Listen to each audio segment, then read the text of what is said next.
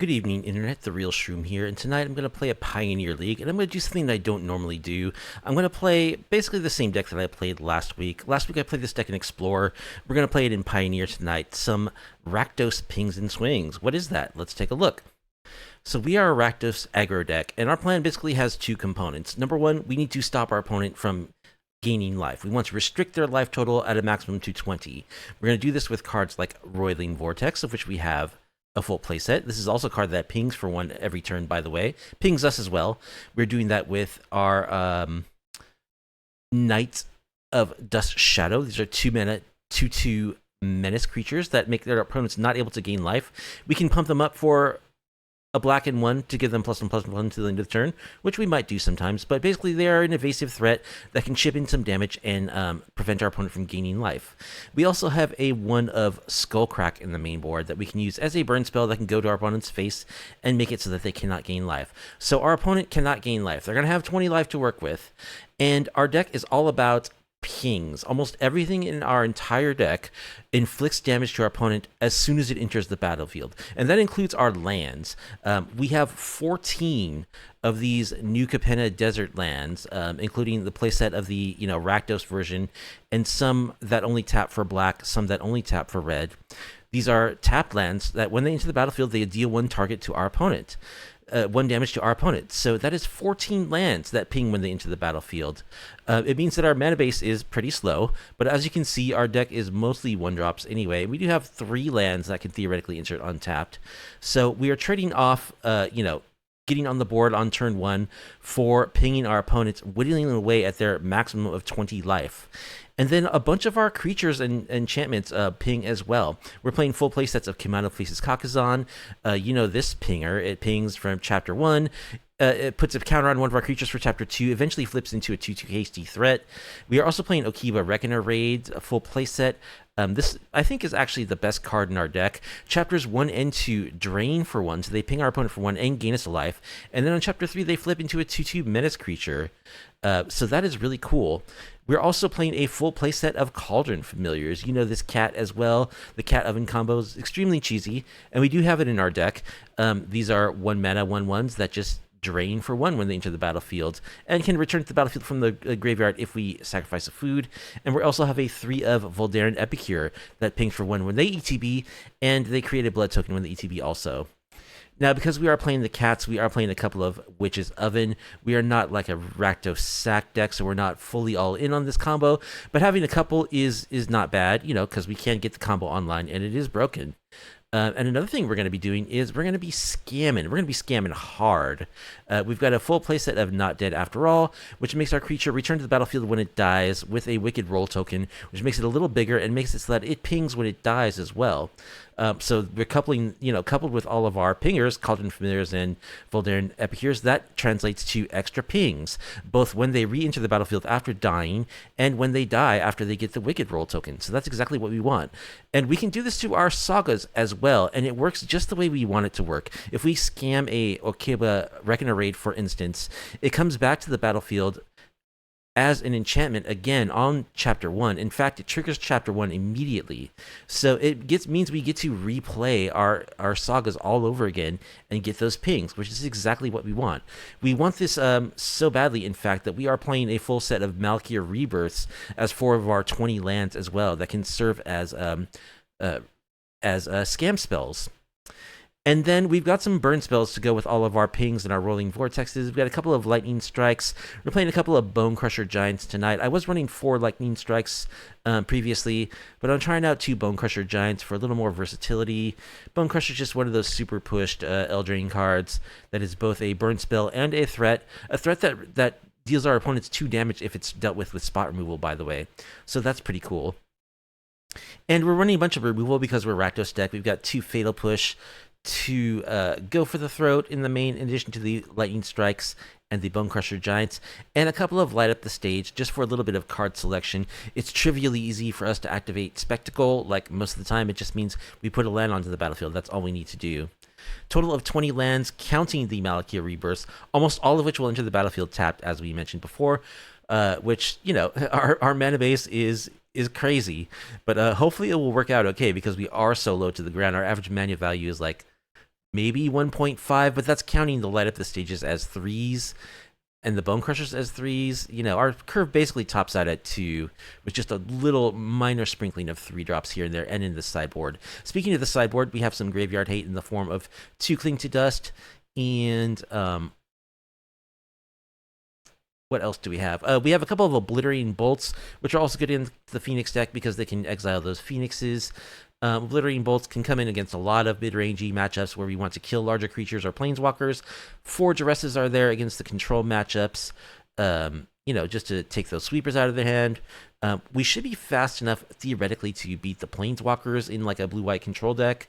But, you know, being able to duress a Wandering Emperor here and there might be very helpful. We've got some more removal. We got another Fatal Push, which makes 3, and another Go for the Throat, which also makes 3 for like aggro matchups to mid-range matchups where we just want more removal. A couple of Witch's Vengeances here I'm trying out against decks like, you know, Spirits, Angels, Humans. There are a number of decks that kind of go really wide, which is a problem for us.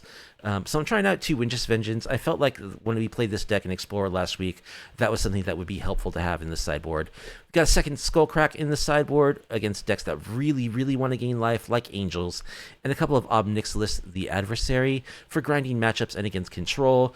You know, a little surprise juke to get a repeatable threat onto the board in the form of a Planeswalker. So that is the plan. You've got 20 life. Everything we do is going to hit you for at least 1, and it's going to hit you for a lot more than that because those pingers are just going to keep coming back. We're going to keep getting in attacks with our menacing threats, and we're going to burn your face with our lightning strikes and skull cracks. That's the plan anyway. It's a very weird deck that, like, nobody plays anything like this in the meta currently. You know, there's like aggro decks, but nothing that it's very hard to interact with a lot of what we're doing because it's immediate. You know, like it happens as soon as the stuff enters the battlefield, and most of it is just 1 mana stuff. So that is the idea anyway. We are weird, pingy Rakdos aggro deck. Let's see how we can do in a Pioneer League. And if you like off-meta, off-kilter MTG content, please be sure to like the video, subscribe to the channel, leave a comment down below. All right, we're going to be on the draw against Big Bow 2 in match 1. That's a 1-lander, which we can keep because we do have the 2 black 1-drops. Thanks. So, you know, we're a 20-land deck. We're going to get these 1-landers occasionally. This is one that we can keep.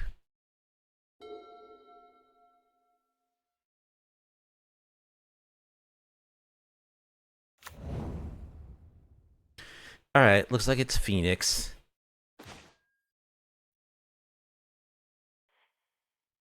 A 3rd Reckoner Raid, which is cool.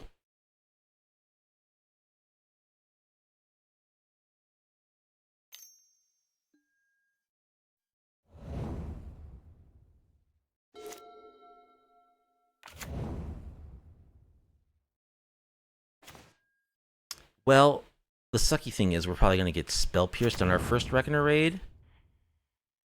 Ping our opponent. Let's go for a Reckoner Raid.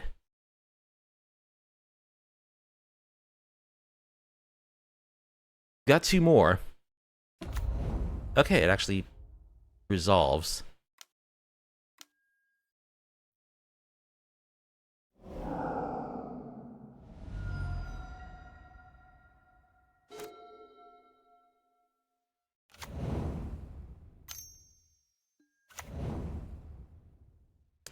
There's a Ledger Shredder.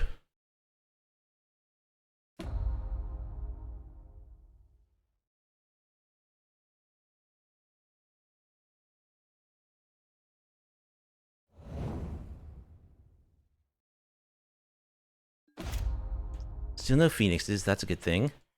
Let's always yield to the raid. Another land. Ping ya. Go for double raid here.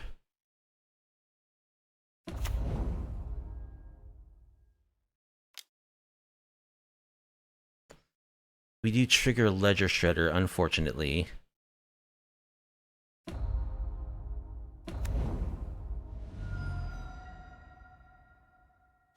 Yeah, but they have 6 cards in hand. More Ledger Shredders. I do like that we have double Not Dead After All, so we're going to scam our We're gonna be scamming our sagas. They have galvanic iteration.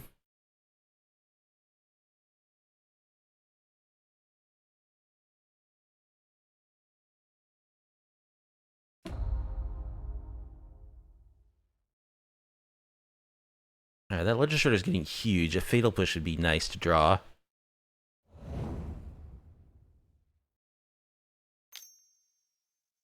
Treasure Cruise.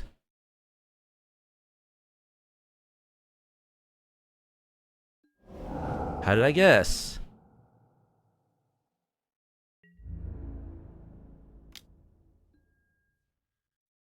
We take 4. Opponent's down to 14. Gonna be 13 here. Oh, and we draw a Witch's Oven too.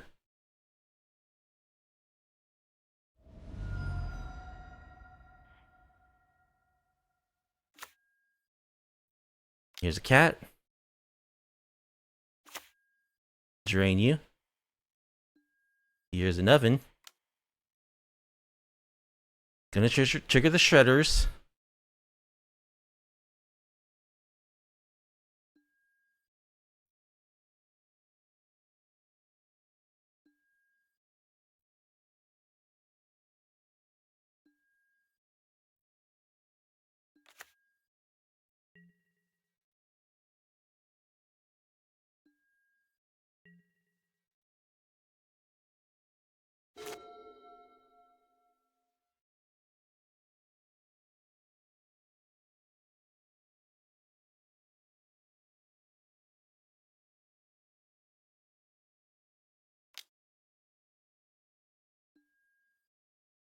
Alright, let's scam our Reckoner, our raid.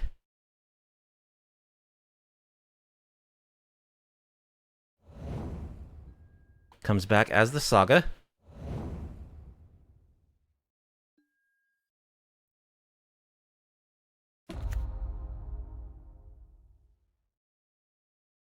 Pings for the Wicked roll. Opponent's down to 9.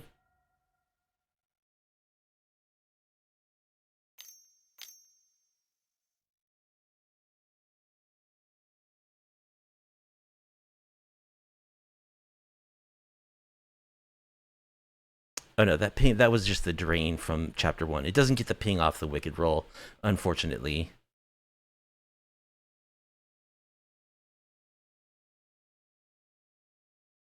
Here comes the Picklock Prankster. Shutters are getting huge.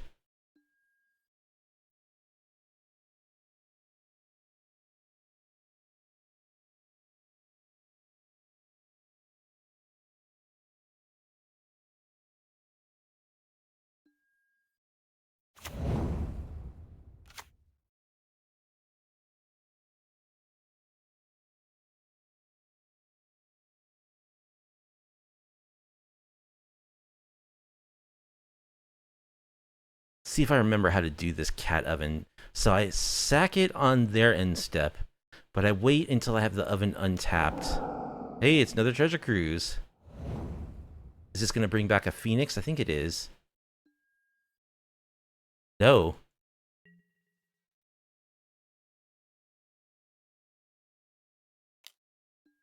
Okay, they get in for 8.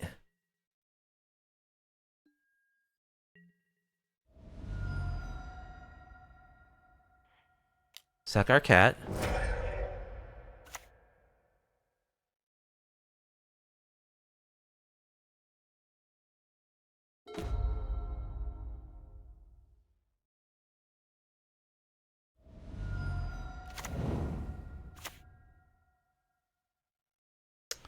Let's ping you with our land.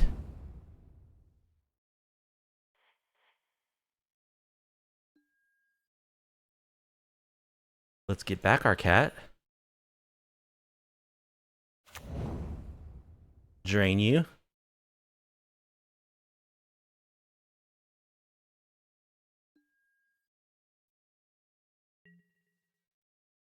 Can we outrace them? I think we can with this skull crack particularly. There's a consider.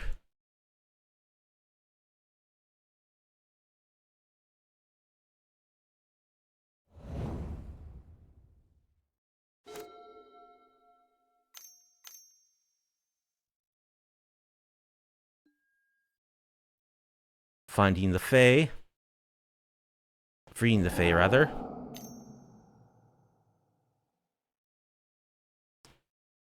Consider...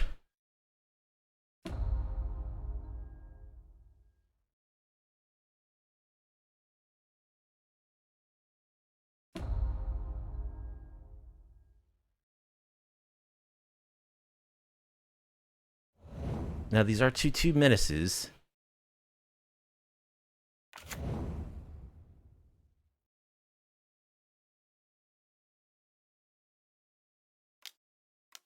So they can attack for 16 here. Okay. So we're dead. Because they get an extra turn. Right? 10. They get back 2 phoenixes. Yeah, we're dead.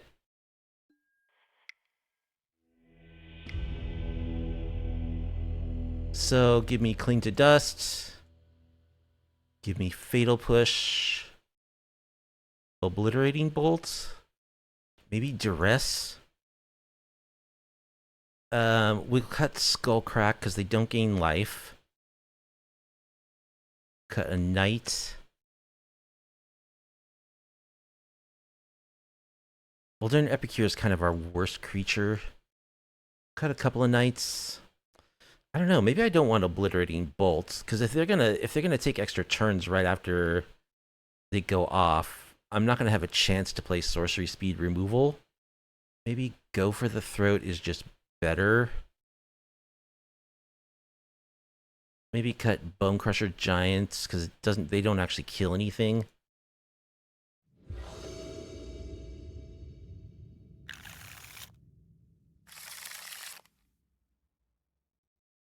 Well, we have Cling to Dust, so I think we'll keep this. All right, let's lead on a red land.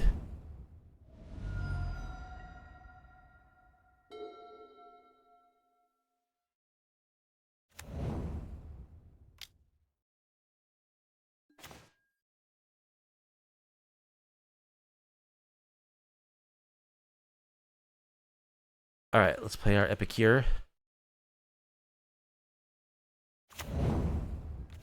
And a black source.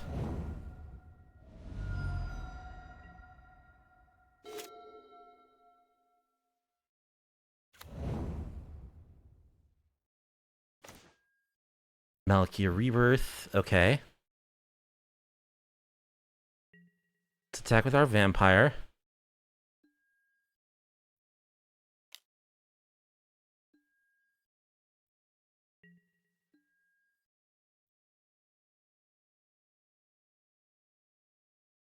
Feels like they have Spell Pierce or something. Do I try to play around it?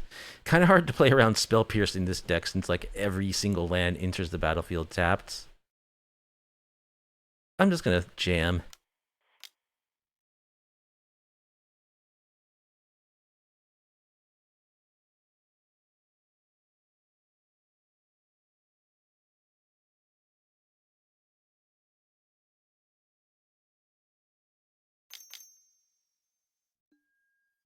Okay, they free the Fae. Well, I just really hope they're not able to get that Phoenix out this turn.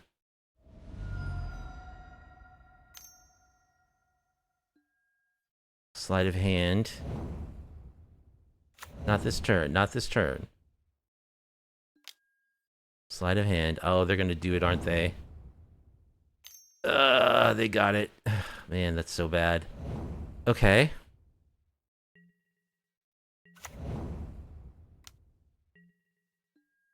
That's very unfortunate.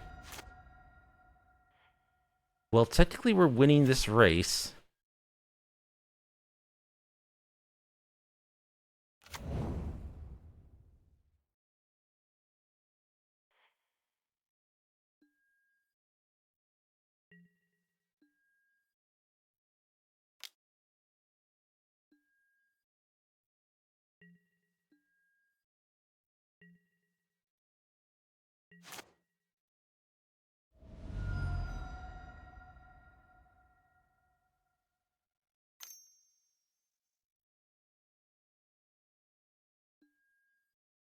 Lightning Axe.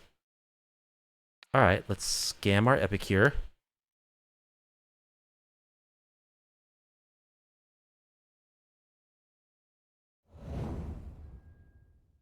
It's coming back. It's gonna ping you.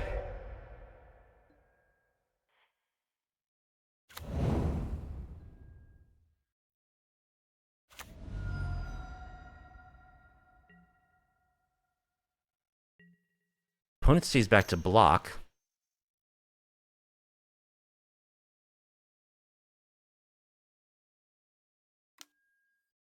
Ledger Shredder. Okay, I would like to draw some removal, please.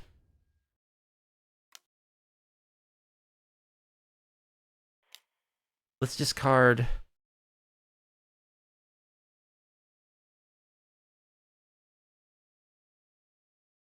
this land.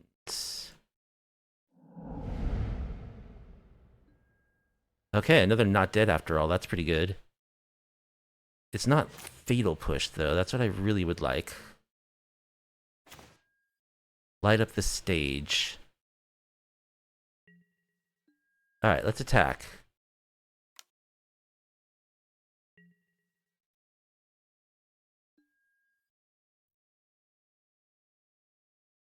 Ledger Shredder's a 1/3. That kind of sucks. Okay. Let's light up the stage.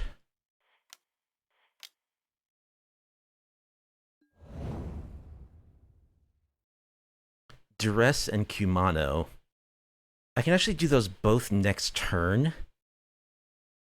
I think I just want to hold up a black mana so that I can cling to dust or not dead after all as needed. Or possibly use this blood.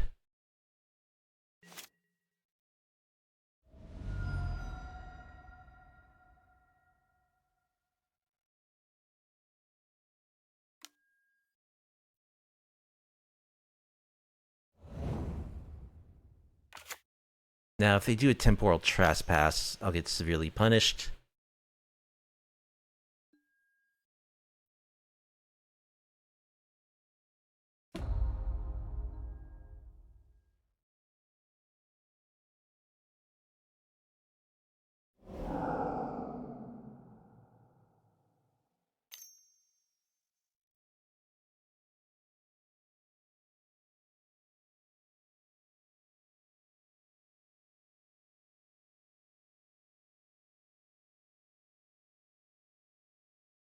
Treasure Cruise? No, just an opt. Sure.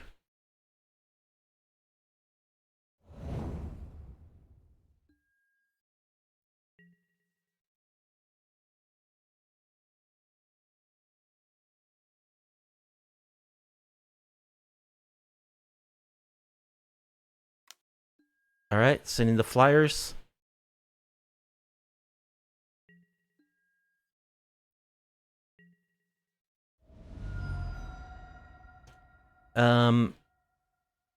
I think I will cling to dust. The galvanic iteration.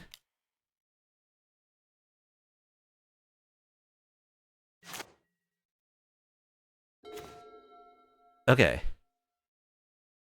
Make my land drop. Ping you.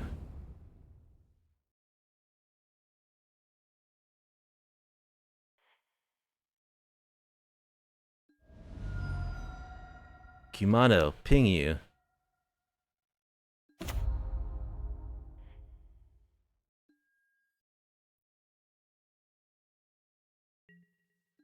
Attack for 2.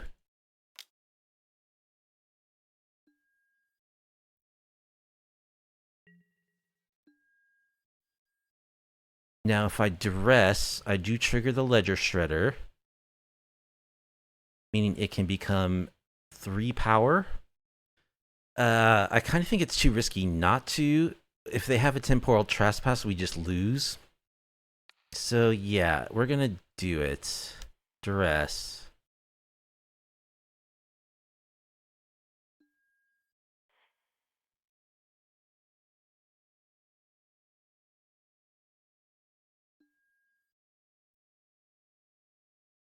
We're gonna lose the duress anyway. Okay, they did have temporal trespass, so we absolutely needed to do that. So what's their hand? Treasure Cruise, Spell Pierce lands.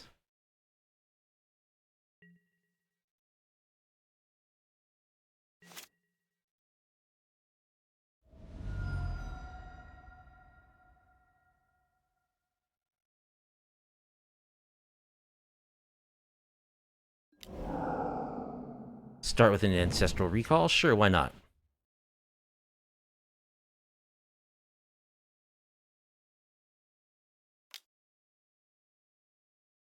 Consider.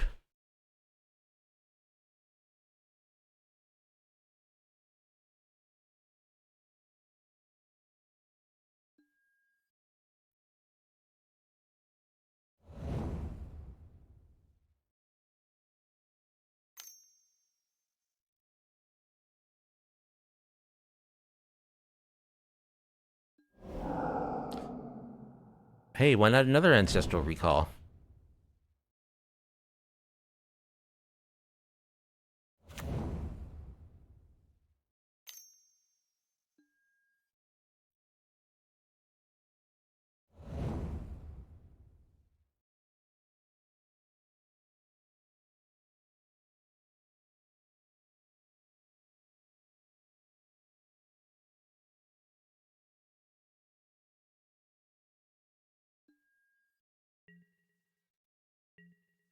They stay back to block. Alright. Let's pitch our Black League Cliffs. Draw a card. We draw a land. Is that enough?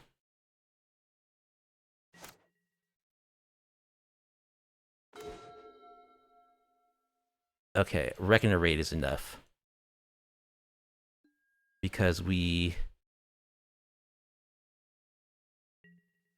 attack with the Epicure. They have to block.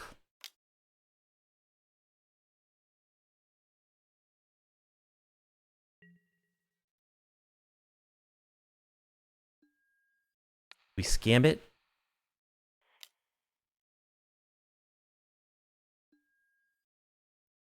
It dies, they get pinged. It comes back, they get pinged.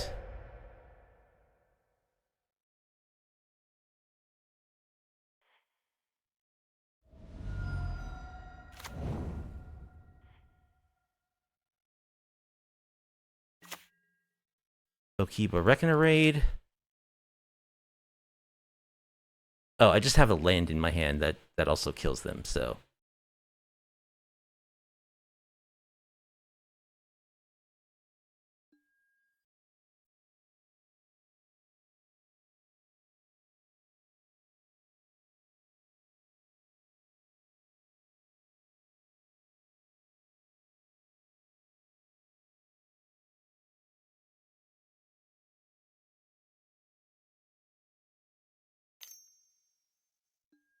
Gonna Spell Pierce it.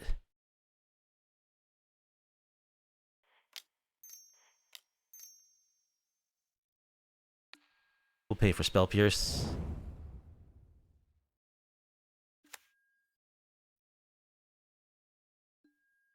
And finish you off with the land. Alright. Took game 2. We haven't drawn a single Fatal Push or Go for the Throat. So I have to think if we can draw those cards, we'll have an even better chance. Alright, and we do have a Go for the Throat. That's good. This is a good hand. We're keeping.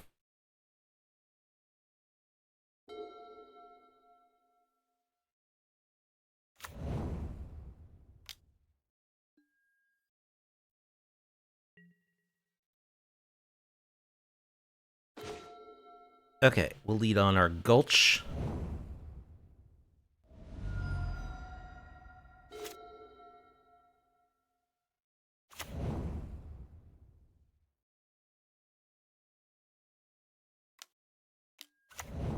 Ledger Shredder.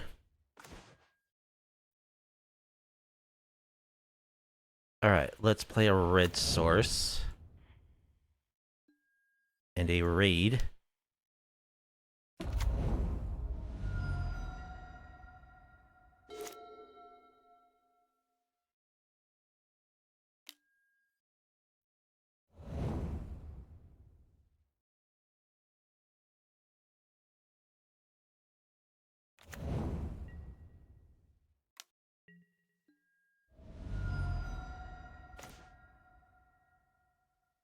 Ping again.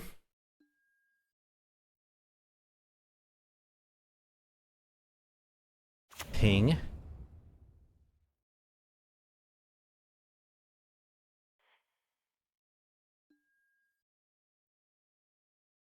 And let's play Kumano.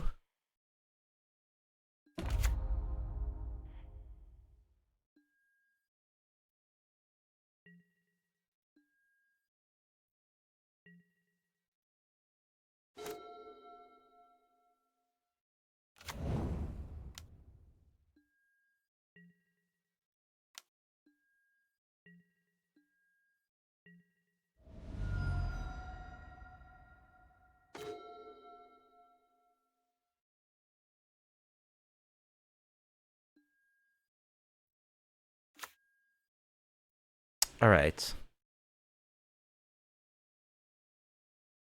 I want to leave up black mana for my scam spells or possible go for the throat. So I think I'll just play a tap land. And I'll pass.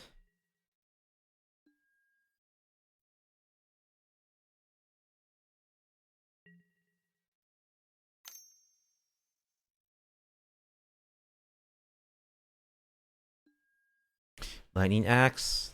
Let's scam it.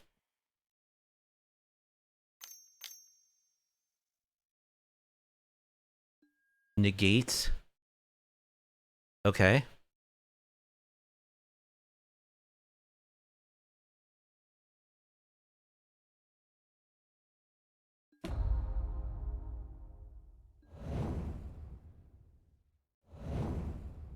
They only have 2 cards in hand, but they can Ancestral Recall.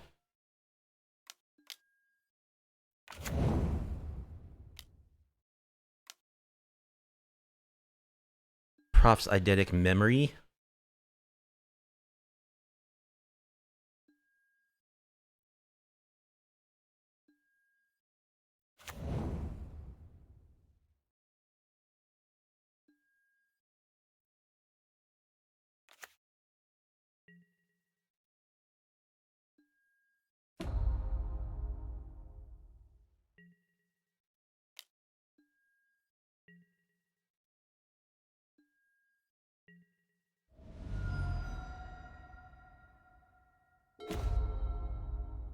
Kumano flips.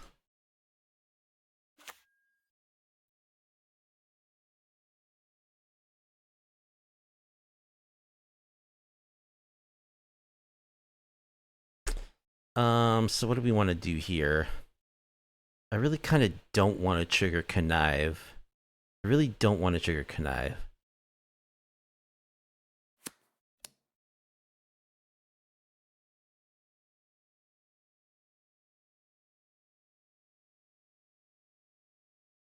So I think I'll Kumano. That way when I play my Cauldron Familiar next turn, it'll get a counter. No attack. I'll stop on their upkeep and go for the throat. The big shredder.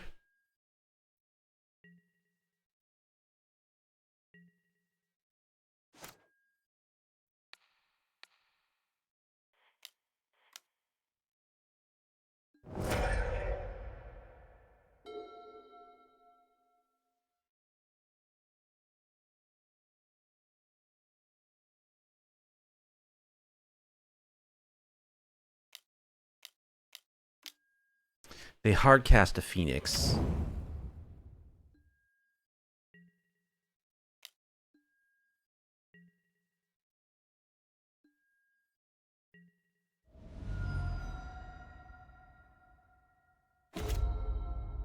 Roiling Vortex.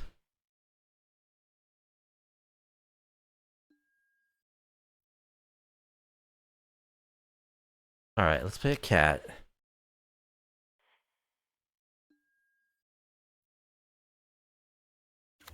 It's a 2/2. Drain you for 1.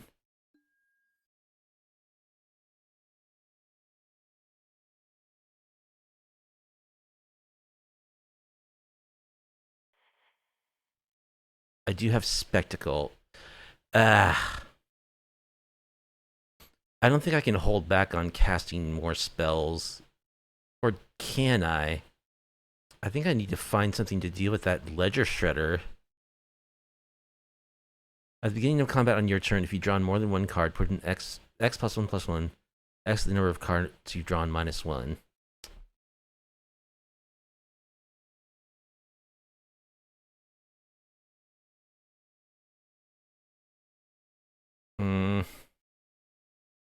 Man, this sucks, but I think I'm gonna have to trigger Spectacle. Connive once.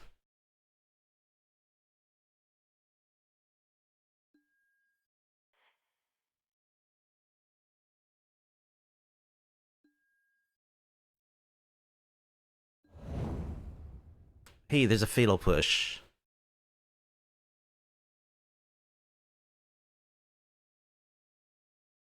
Now, I get screwed if their last card is Spell Pierce. It is not good. Get in for 2.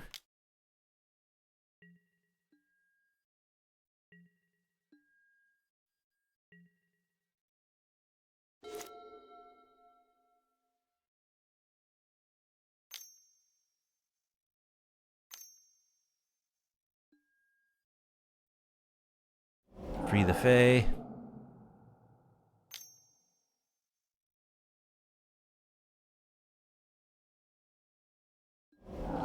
Ancestral Recall. Yeah, you can't beat the Treasure Cruise. Is the sad reality of playing against Phoenix. They have 4 Treasure Cruises in their 4 Ancestral Recalls in their deck. Oh, they just play a 1/3.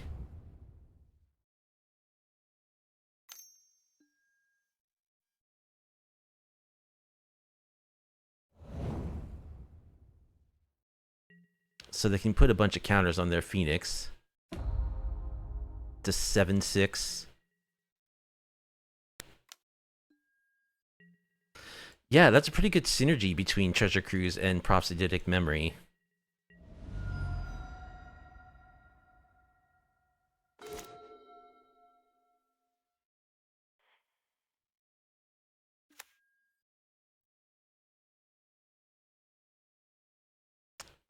And we just can't beat the 7/6.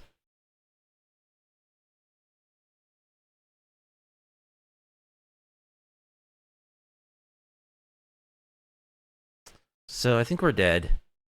We can attack for 4, 5, 6. If we play both our Roiling Vortexes, then we die. So yeah, we lost. Rise 1337 or Rise Elite, perhaps, is our opponent in round 2. They've got Gigantha. I think that usually means they're like mono red wizards. They're like a slick shot show off deck, in which case Fatal Push is good, so we'll keep.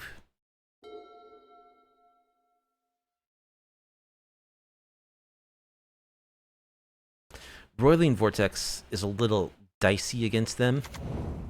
Spikefield Cave. Alright, we'll lead on. I probably want black mana untapped next turn so that I can Fatal Push something.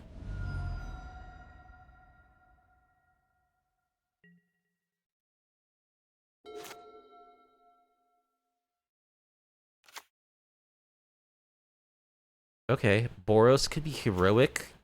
No play, huh? Interesting. The restaurant are cheesy rats. Maybe. Alright, I'll play this tap land, ping ya. Like, no soy sauce, no napkins, no chopsticks. I don't have any soy sauce in my house, so like I have this thing of steamed rice and like my dish, which isn't a dish that had sauce either. It's like a salt and pepper fish.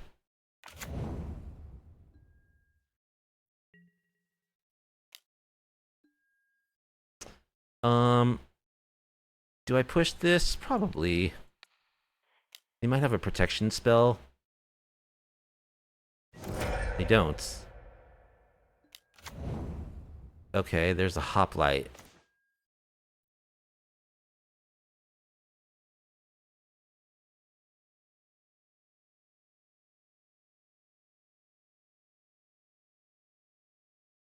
I think I'll go Kumano.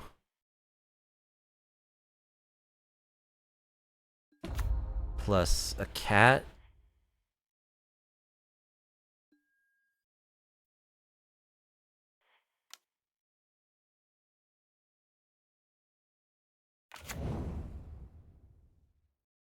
Next turn I'll get a counter on my knight. If I don't die right here.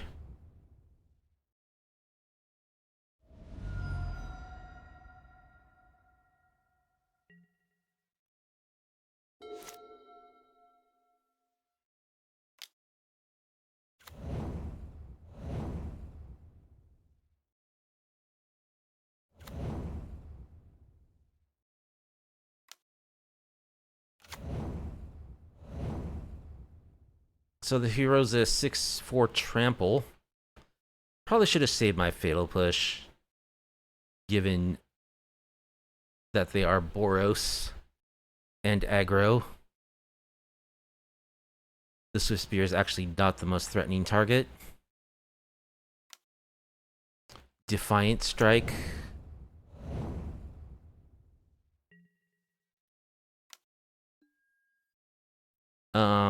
I guess we'll just take this. Take 8. Ow. Well, we're not winning this race.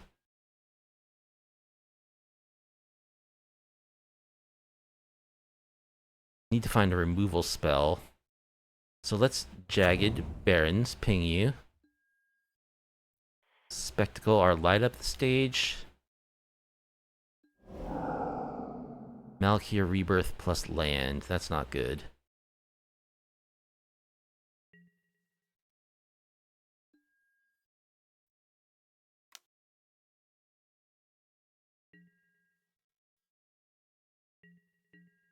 And I don't think we're playing Roiling Vortex just yet.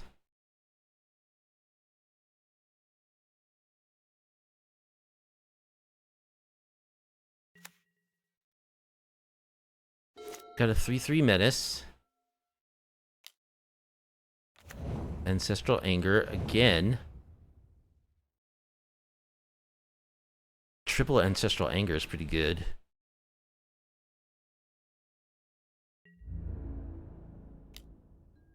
That's an 8/6.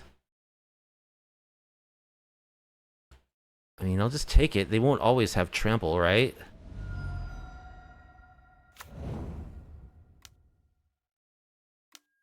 Another hoplite.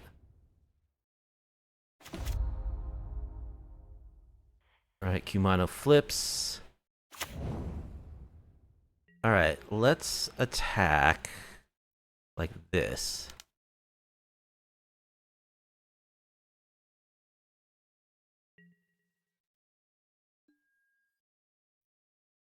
They're just taking it. Alright, let's give our knight +1/+1. Hit for 5.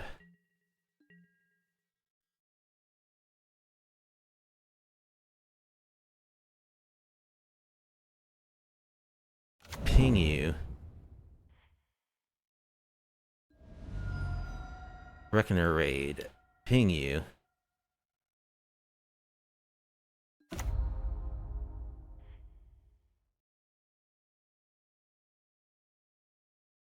And hope the kitty can hold down the fort.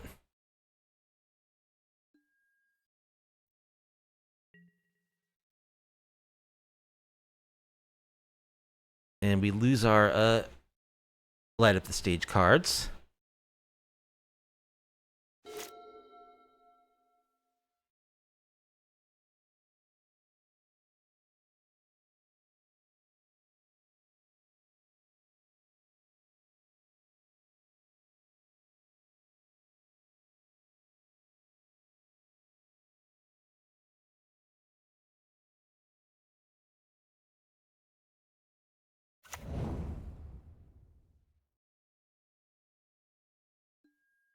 It's up to you, kitty.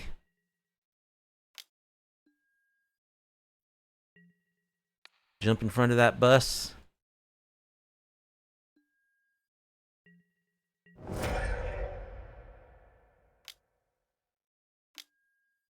Tenth District Legionnaire. Whenever you cast a spell that targets it ++1 counter, then scry 1. Okay.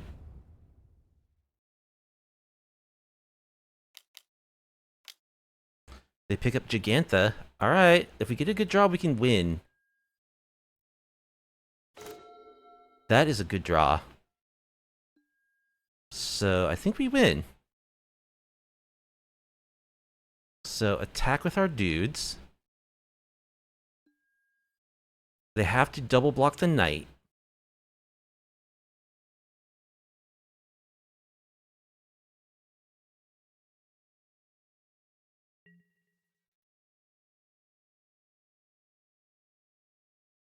I should have played Roiling Vortex first, just in case they have some kind of life gain shenanigans.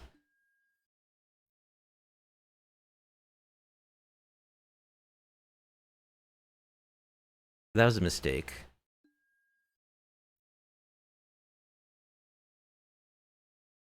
Let's do it like this. Cannot reduce to less, whatever. It doesn't matter. Then we ping you.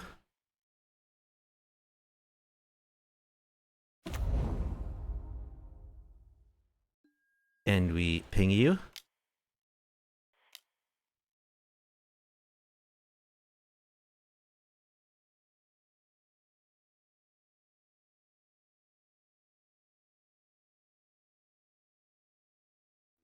Okay, we outraced Boros Heroic. I did not think we were going to win that. Okay. So we definitely want Fatal Push, go for the throats. Do we want some duress? We probably want some duress. All of it? At least 2.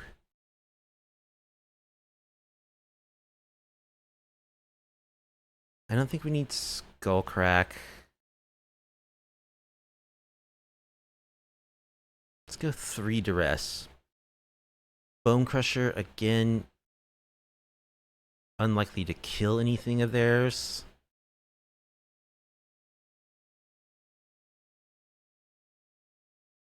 Voldaren's just our weakest card.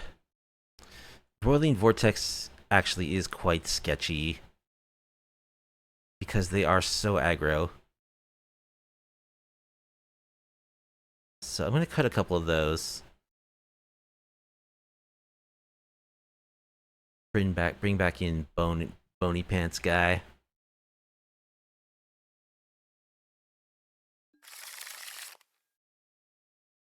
Alright, we've got a removal spell.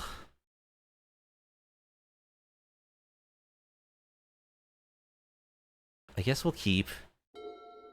Yeah, the fact that we won't be able to play it until turn 3 is alarming. Okay, they lead on a tap land.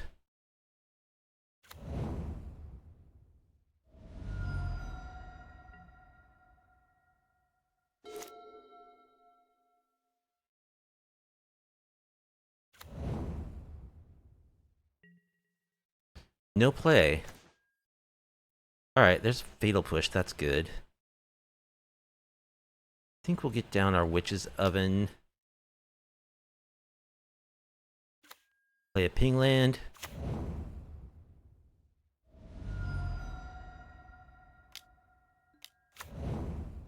Containment Priest.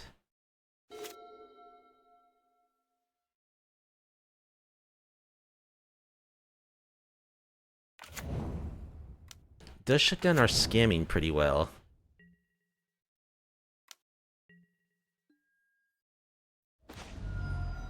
Kumano.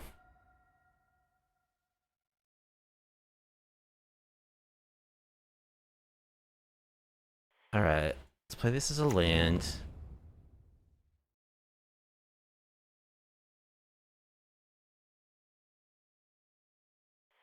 I think we'll just try to Fatal Push this now.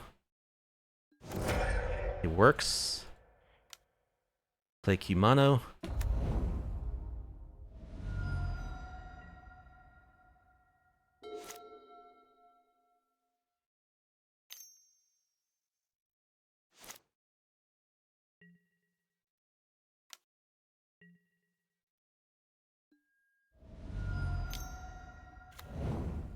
There's the hoplite.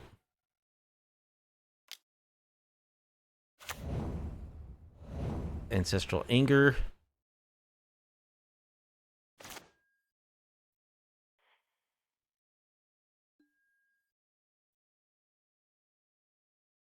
Alright, let's play our Knigget.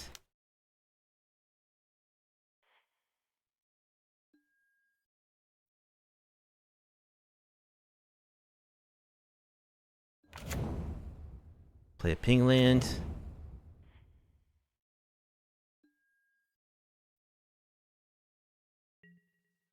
Pass the turn.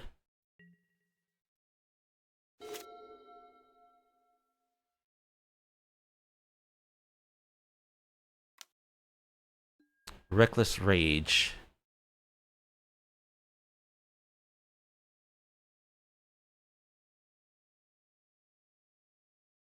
Now the Containment Priest is going to make it so that I can't scam.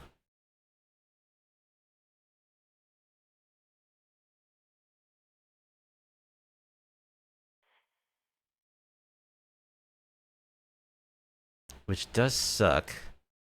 So I guess we'll just sack it to the oven.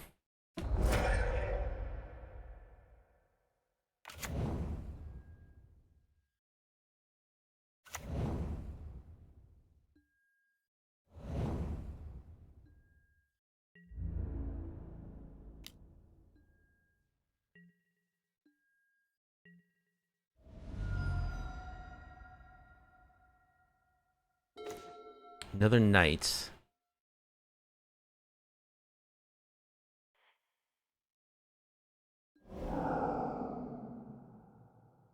Gets exiled by the... Oh, really? The saga gets exiled by Containment Priest, huh? Wow, that sucks. Okay. Well, that's unfortunate.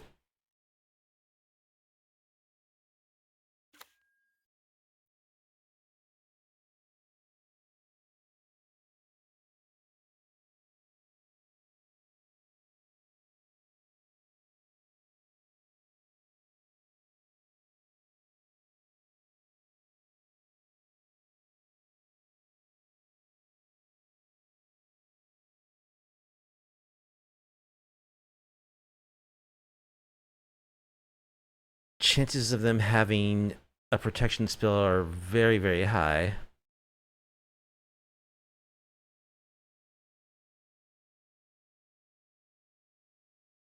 I just feel like they're not going to attack with their Containment Priest. So I might as well play that as a land.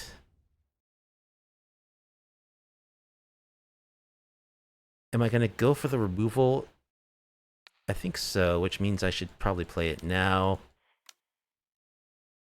Before they get an additional draw step. Okay, it worked.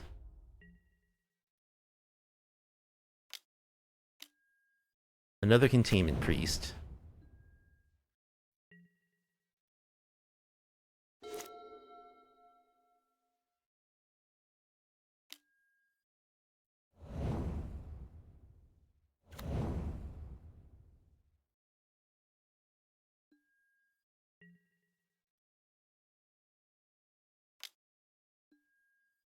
Alright, well, I'm so low on life. I'm gonna try to trade with one of these priests. Monstrous Rage.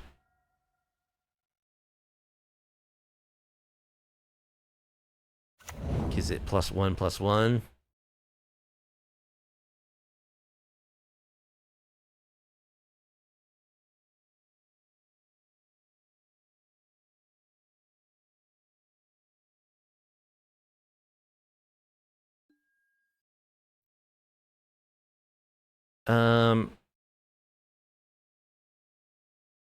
Okay. Question is, do I want to I guess I just let the knight die.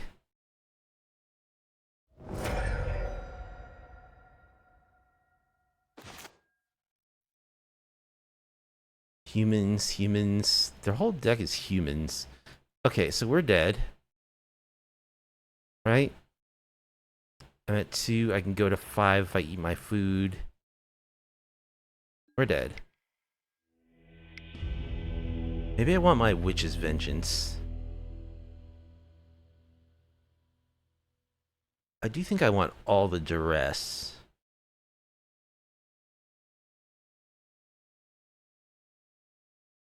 I'm gonna cut a couple of knights actually, because I'm probably gonna name human with this sweeper.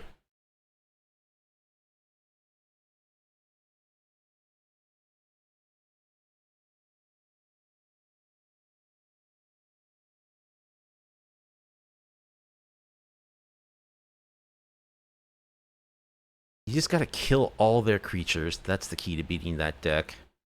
So much so, in fact, that I think 3 duress is probably okay. The removal's more important. And let's cut a couple of... Let's cut a scam spell, because those containment priests just shut it down.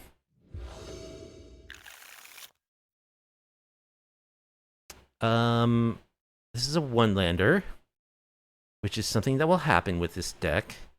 Is it good enough?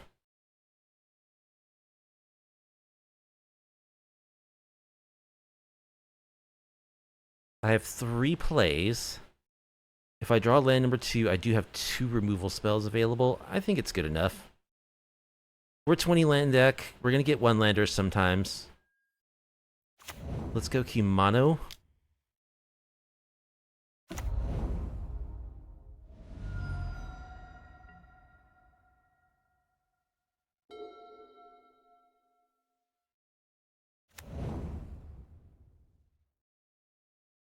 Can I draw land, please? That would be the best draw. There's the hoplite. Land. It's a tapped land, of course. As we would expect. So let's play the tap land.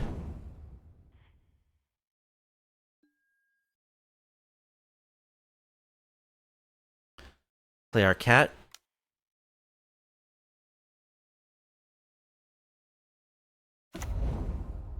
Two, drain you for 1.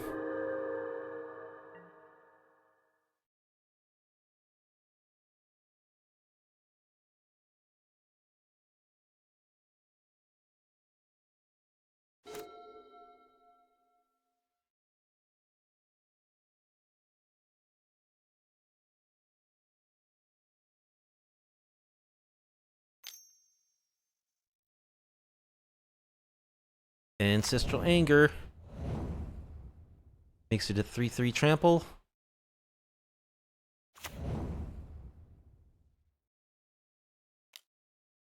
Defiant Strike. Makes it a 5/4. Okay, still in range of obliterating bolts. That's good news. We're gonna take a hit.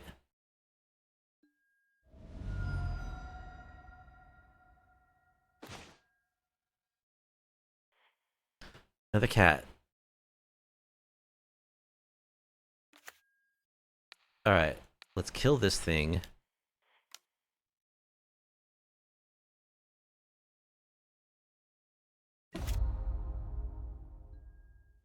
Attack for 4.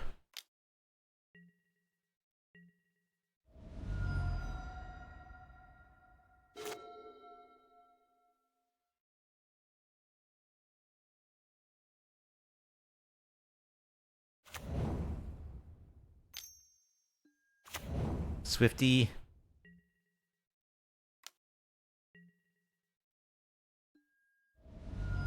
Just a 1/2.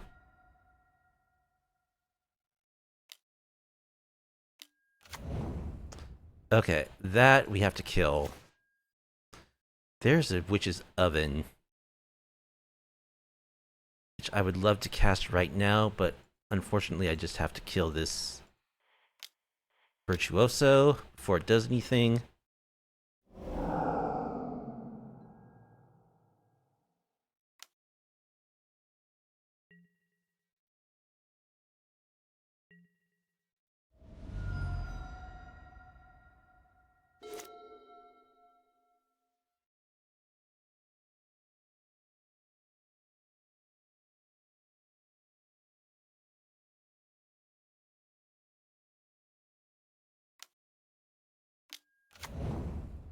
10th District.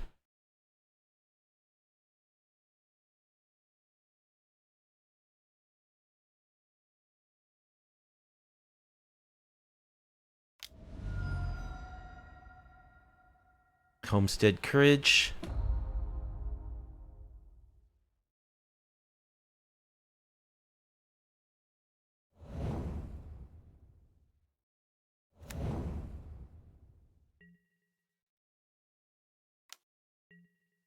Alright, we take 6.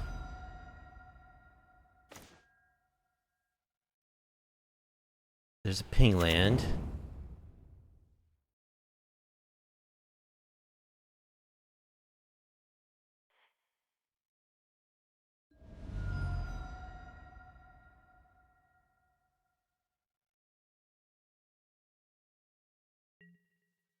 So we're attacking with everything.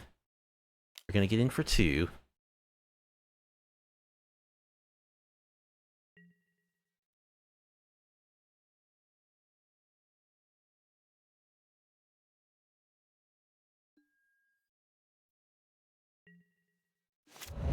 Okay, and then we have Cat Oven online.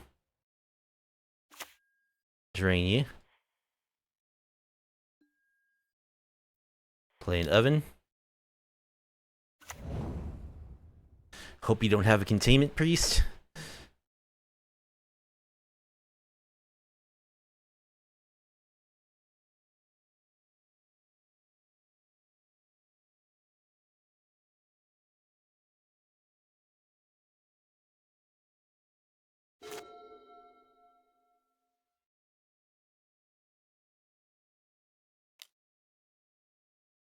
Ancestral Anger.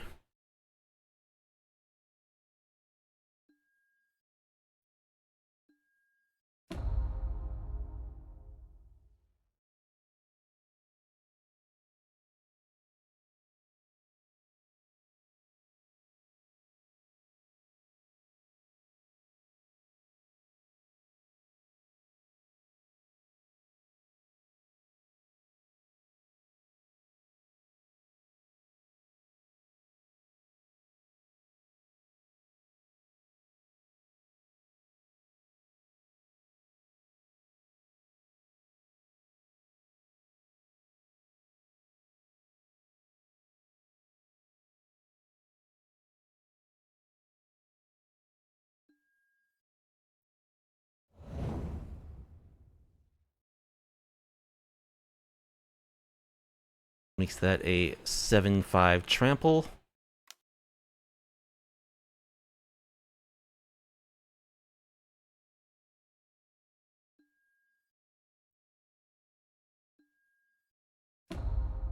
Make that a, what, a 9 power trampler?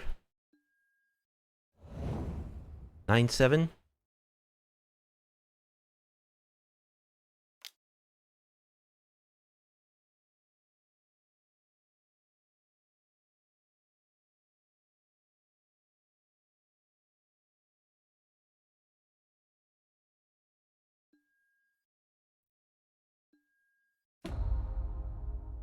A 10/9 trampler. 11? Yes, that's just enough.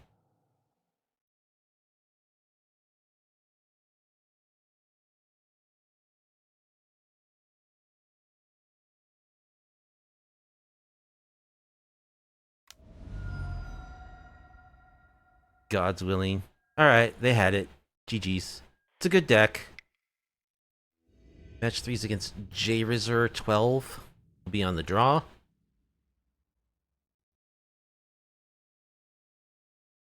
Pioneer Showcase Prestige, huh? Are they some kind of prestigious Pioneer player?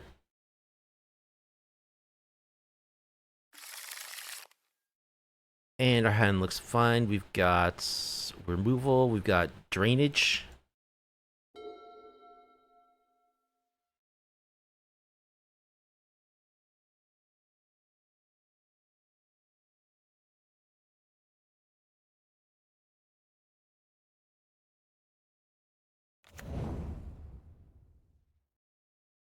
Rakdos takes the knight. Alright. Play our tap land.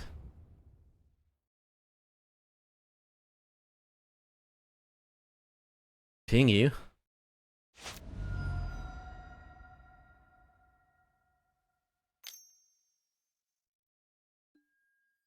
Duress.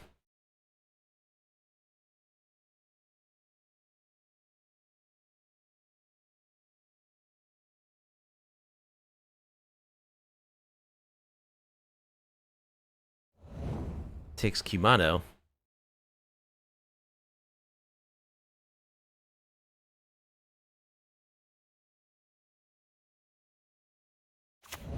Well, it looks like they're just playing... We'll see. Seth Manfield, Pro Tour, Rakdos Vampires. If they have a turn 3 Vein Ripper, we probably just lose.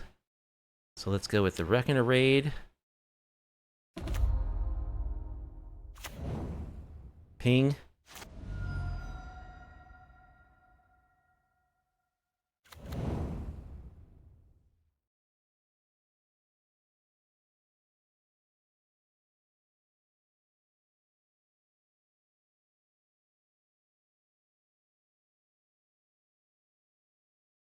I have a sneaking suspicion they do have the Rain Ripper. Because they took the knight? No? No play? Wow, okay. That's surprising. So let's play our ping land. Ping ya. Let's play Epicure. Ping ya.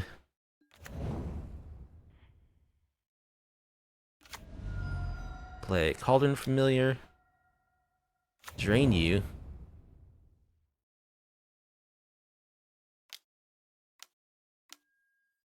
Blot out. Gonna make us exile a creature. Alright, I'll exile the Epicure.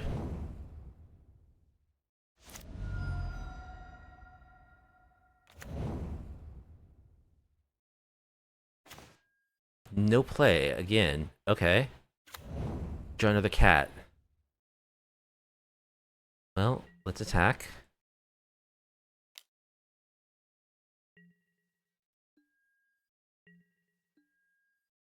Let's play another Kumano.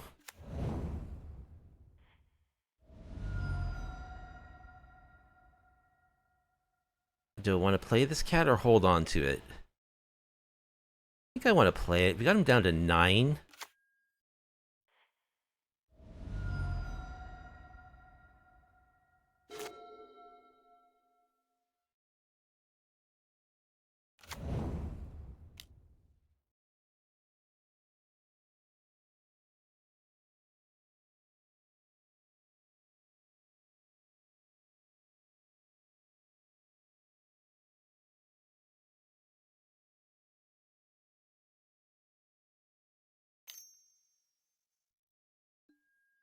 Thoughtseize. They have no fear of damaging themselves, apparently. They've got to be a Shieldred deck.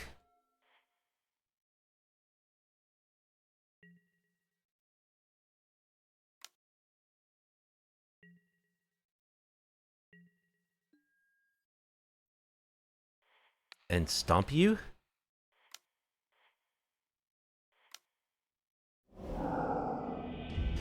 Okay, very weird draw from opponent's Rakdos deck there. I have to think they're Shieldred.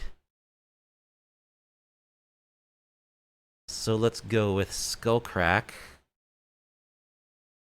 And let's go with Go for the Throats. And I don't think I want to use any discard spells. I'll let them trade their own spells. So let's cut 1 Epicure. And it's going to cut 2 Epicures. That's a 0-lander, so we have to mulligan that. That's a good hand. What's a bottom? Everything is good.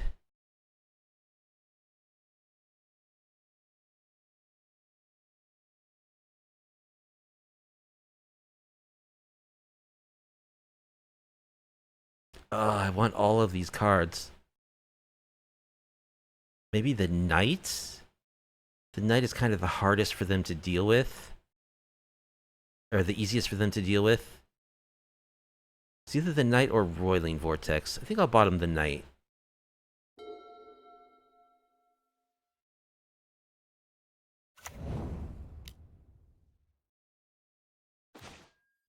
Alright. Ping ya.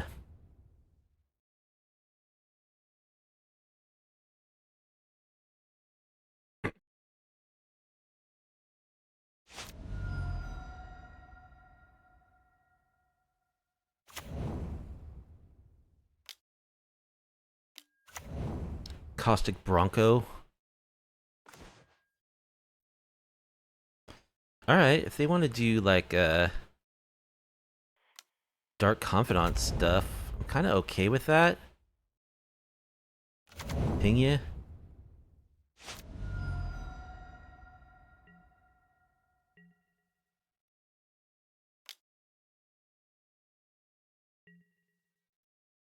So they get to draw free land off that.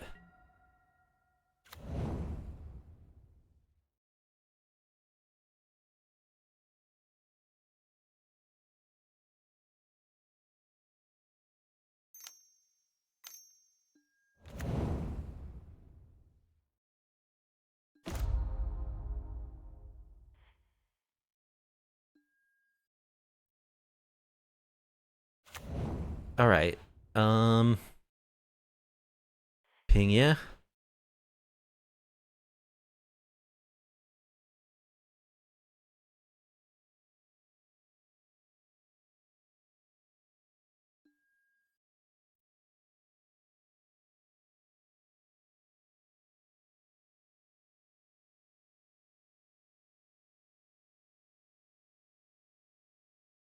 So, do I want to kill something or play my knight? I probably want to kill something.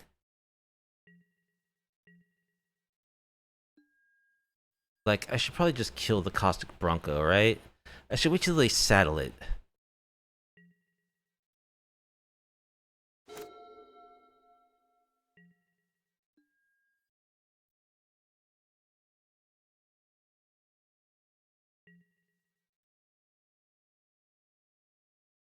They did not saddle it.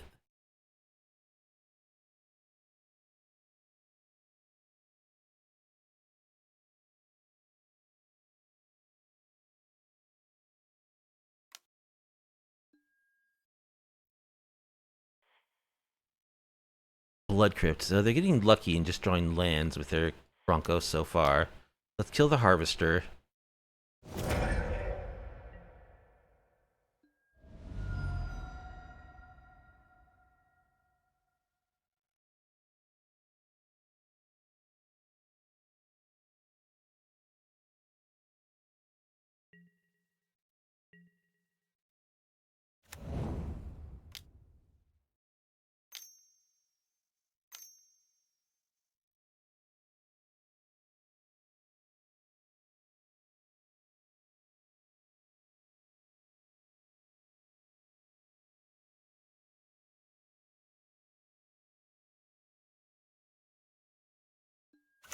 Another Bronco. Sooner or later, they're going to start taking damage off those Broncos. Okay.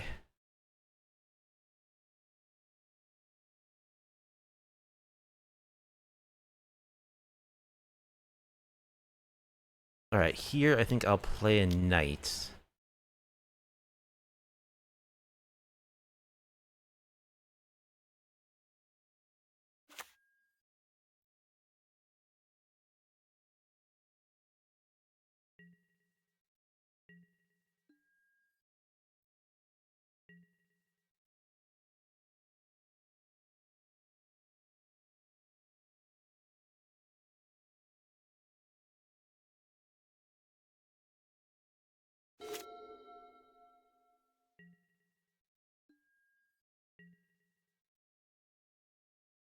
Okay. Here come the okay, Croxa. double Croxas. Okay. Oh, and Soren. So they took 5? They could have the Vein Ripper now, though.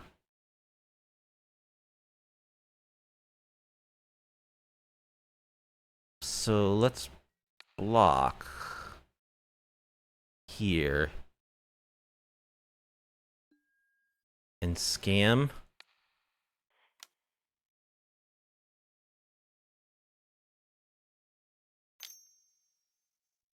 Respond with Fatal Push. Okay.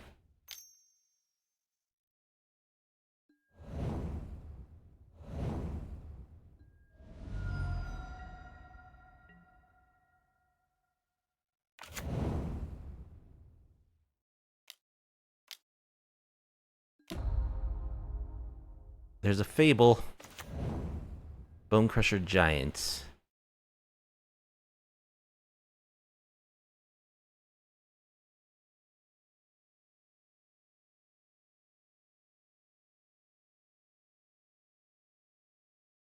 Let's Roiling Vortex.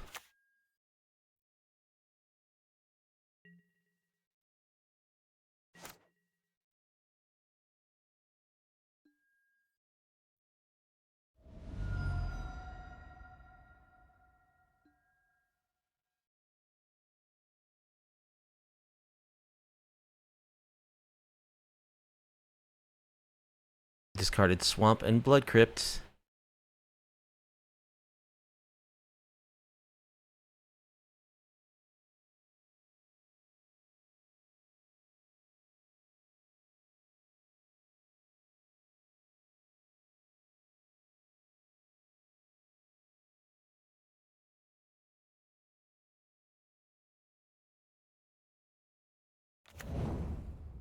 Some Mutavaults.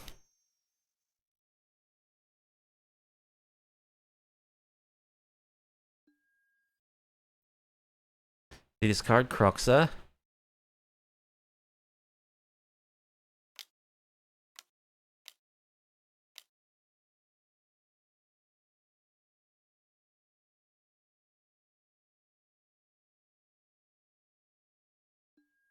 Here comes Croxa.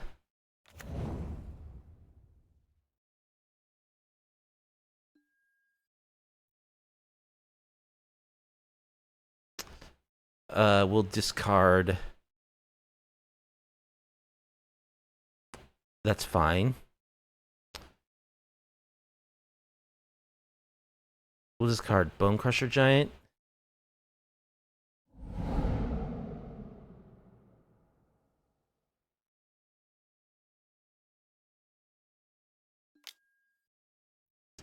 Saddling. Alright. We will Fatal Push that Caustic Bronco.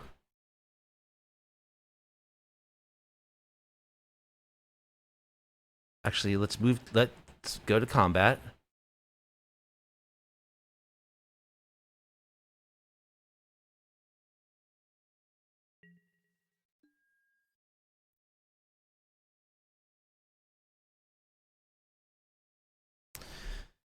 So if I Fatal Push the saddled Bronco, they can still tap it to crew the other one. I think we just let them attack and shut down life gain.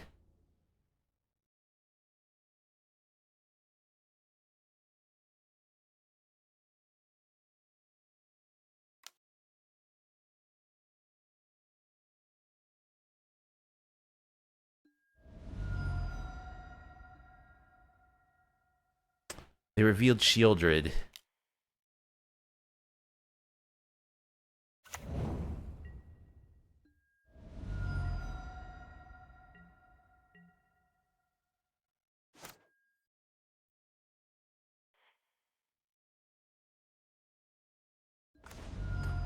Alright, Cauldron Familiar. Let's play our cat.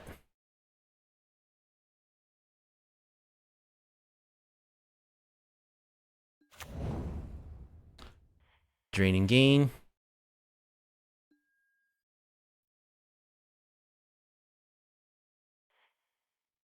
Let's fatal push Kroxa.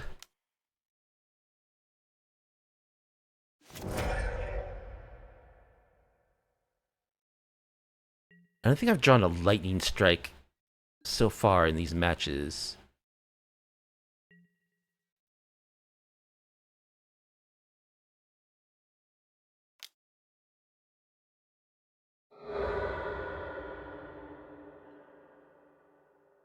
Bitter Triumph to kill my cat.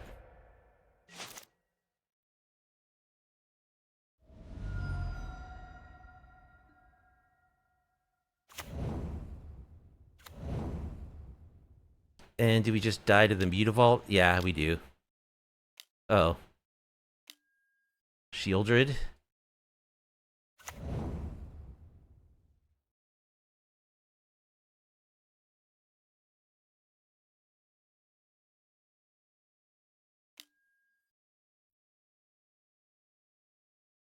Alright. Let's hope maybe they may probably won't even attack with their Caustic Bronco that's not saddled, I'm guessing.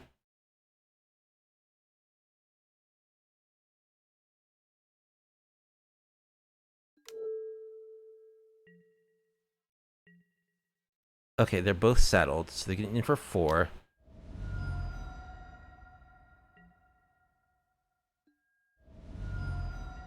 Alright, I mean, I have a number of draws that are lethal off the top here.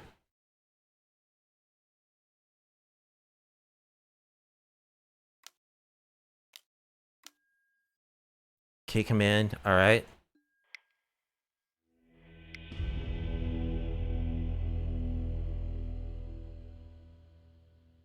So, I think here we want Obnixilis.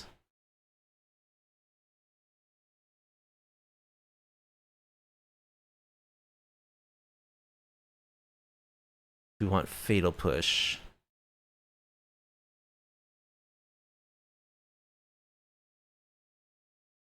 Could have Vortex. Can't find our Lightning Strikes. Do we want Cling to Dust for Kroxa? Maybe? Probably. Let's do a little shaving.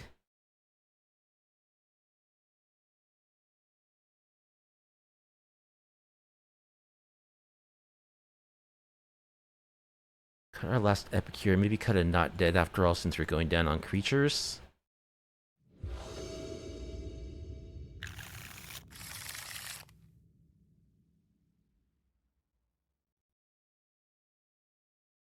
Yeah, this hand looks good. You've even got untapped mana for turn 1. Imagine that.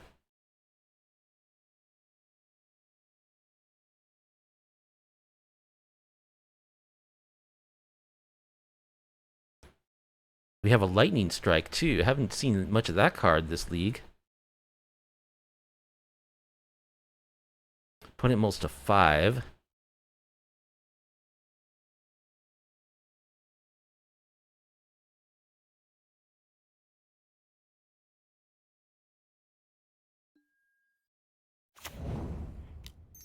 Let's get our Reckoner Raid.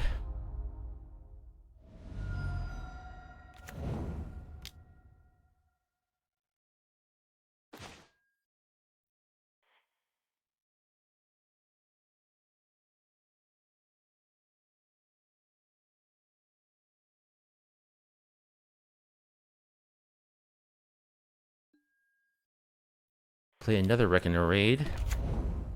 And a tap land.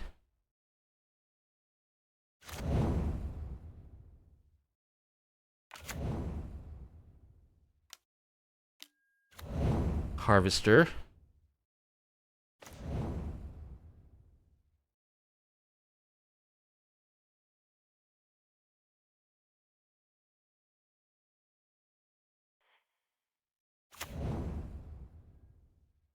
Let's play Kumano.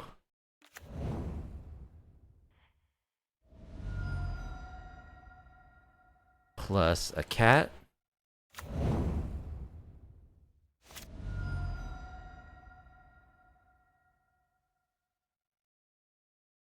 I shouldn't have played the cat there. I should have held up Not Dead after all. Bitter Triumph for my raid. See, then I would have been able to scam that. Alright. Willing to trade damage at this point.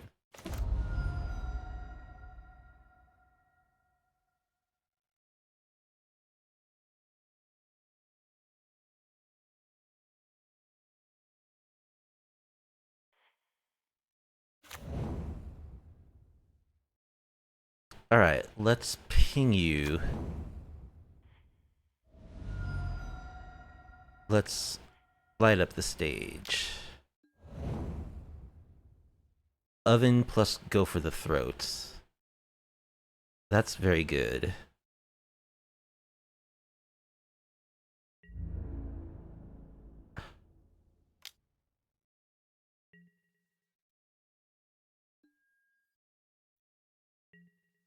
Well, I can't resist playing Oven right now.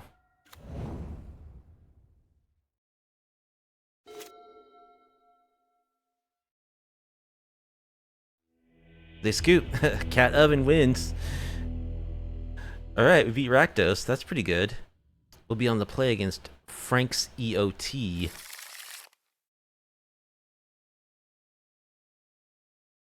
And it's a one-lander, but it's keepable.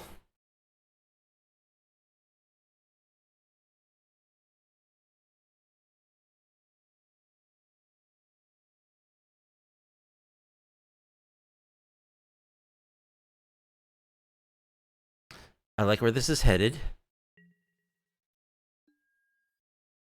Alright, make our land drop. Ping you.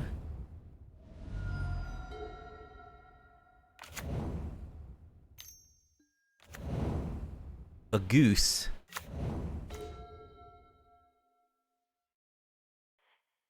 Alright, raid. We do want to draw lands at some point. If they're Amalia, we're very good against that deck. Fauna Shaman.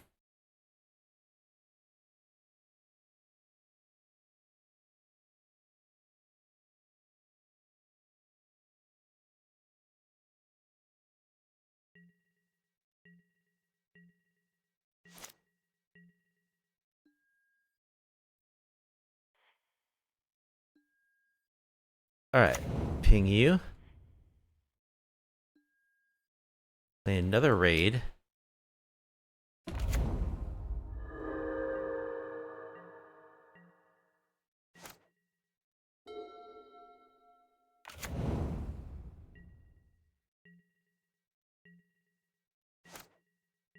It could very well be Amalia combo.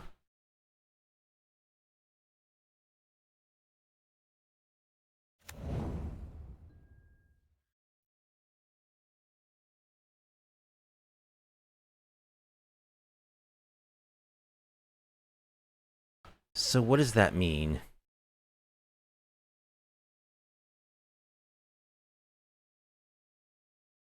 They don't have the life gain piece yet. It would be very nice to find another land right now.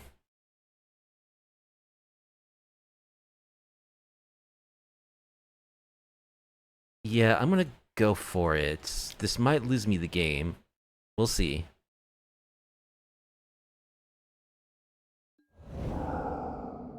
Cauldron Familiar, Kumano.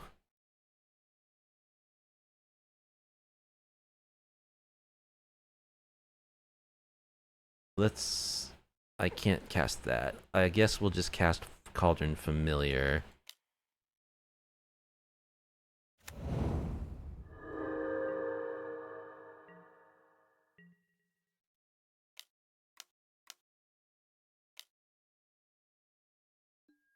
Collected Company.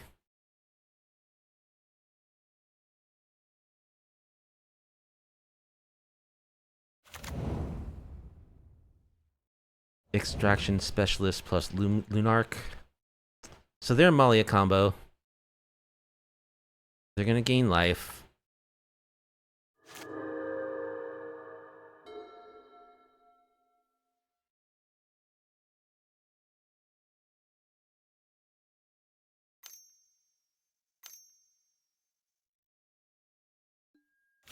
Wild Growth Walker.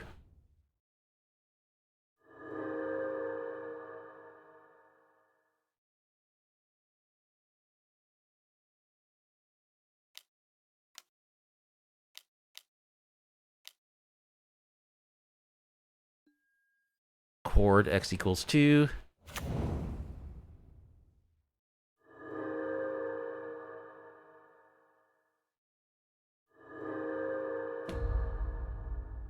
So they get to go off here. I can just scoop to this. I mean, I'm not going to beat them at 94. I don't think. I do have cat oven combo online, but they have a lot of stuff, and I don't think I'm going to get through 97.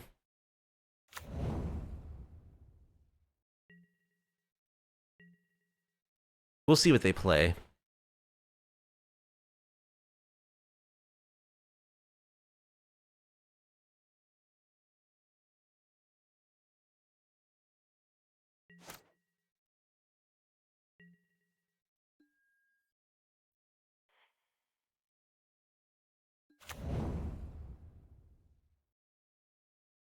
So let's Witch's Oven.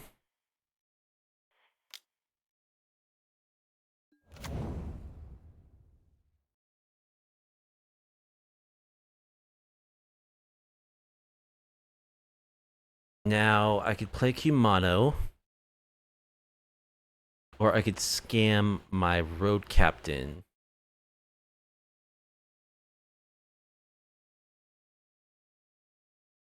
I think I would rather scam my road captain, so I'm going to lose the Kumano.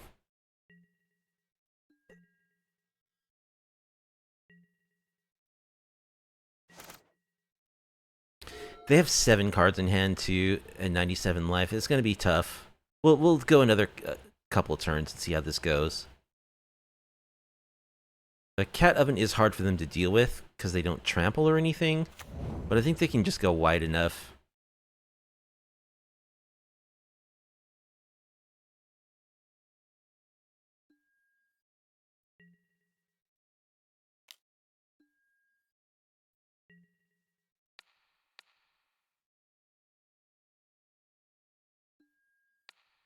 Alright, let's scam the road captain.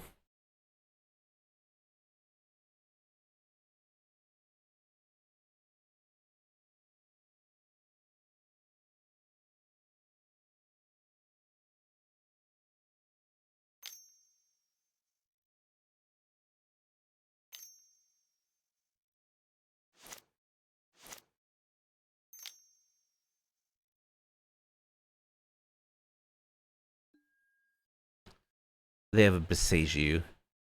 Okay. Unless our next draw is another oven.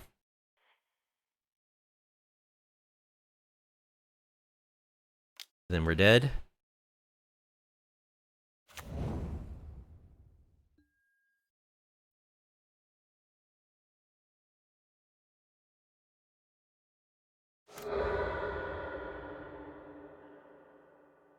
Oh, I don't have any basic lands of any kind.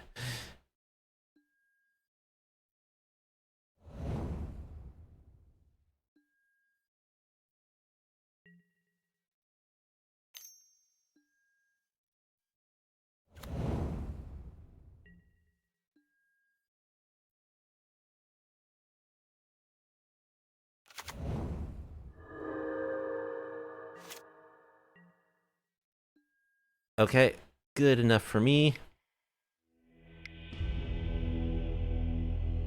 So, yeah, we should be well set up to deal with what they're doing. We have the cards we need to beat what they're doing. Fatal Push, go for the throat. Skullcrack number 2. Do I want a couple of Cling to Dust? Sure. Kind of shave some of this other stuff.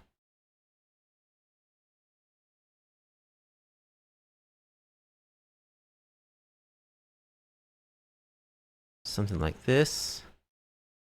I like Cling to Dust because they play the Extraction Specialists. Alright, we've got a Knight, we've got Cat Oven. This is a great draw. Got Cling to Dust.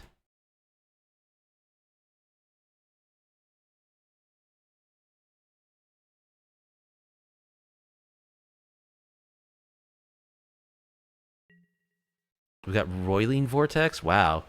This draw is very, very good against them.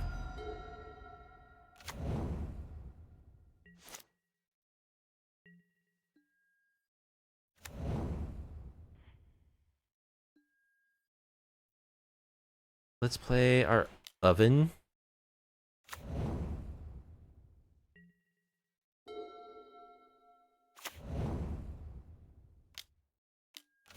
There's Amalia.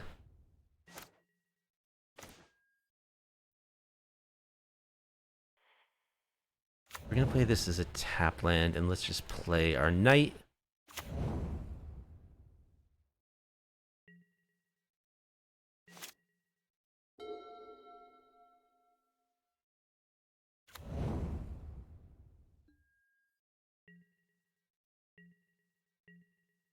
No attack.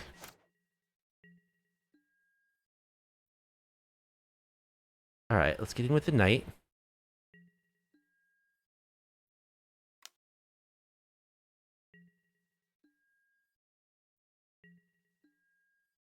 Play this cat. So I think I'm just gonna play Roiling Vortex.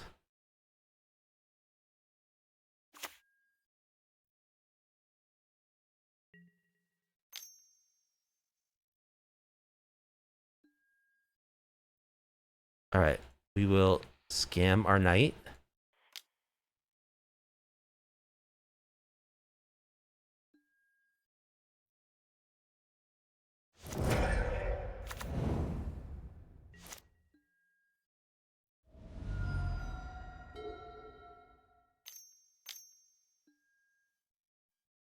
Crawl Harpooner. Choose up to one target creature you don't control with flying. Then you may have fight that creature. Okay, so it's just a 3/2.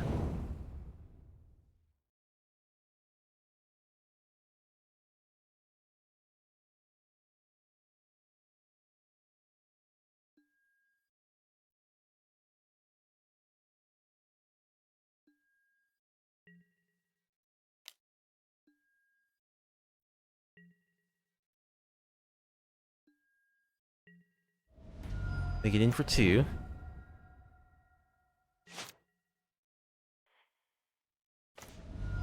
Another Roiling Vortex.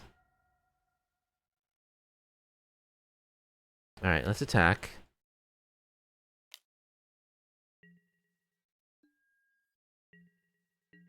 Let's play a couple of cats.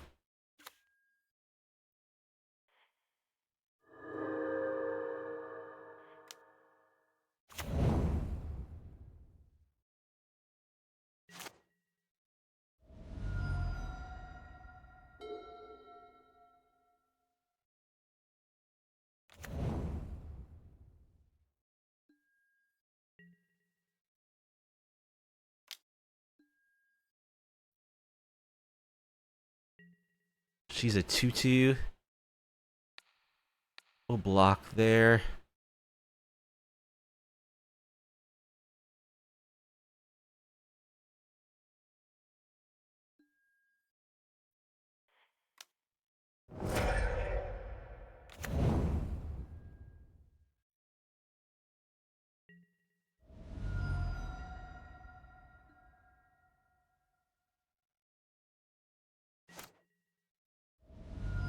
So pretty obvious Coco here.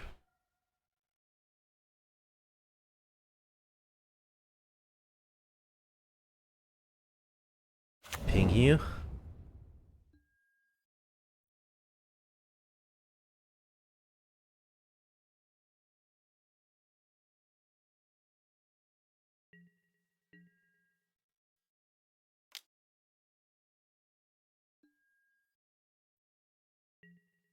They just take it.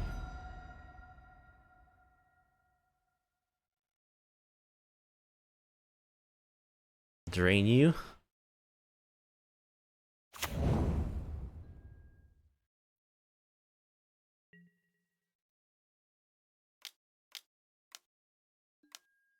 Okay.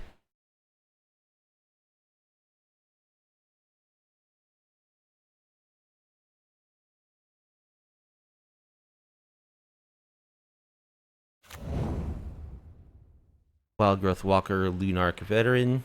No life gain, though.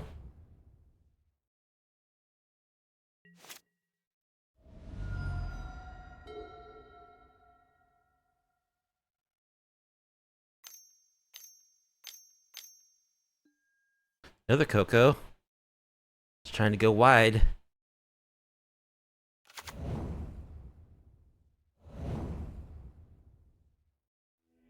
And they scoot. Yeah, that's what should happen against them, really. So I don't think we need Cling to Dust.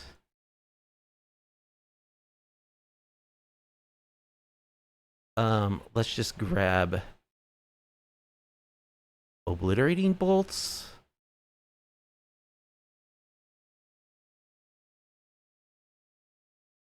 Another Not Dead After All, and yeah, we'll go with our Bonecrusher Giant. More burn.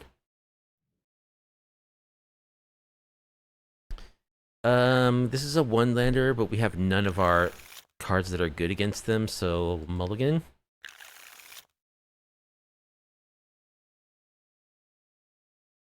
Alright, this is also a one-lander. We have Roiling Vortex, and I don't want to go to 5.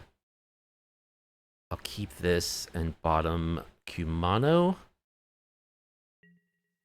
And we need some help from the top of our deck.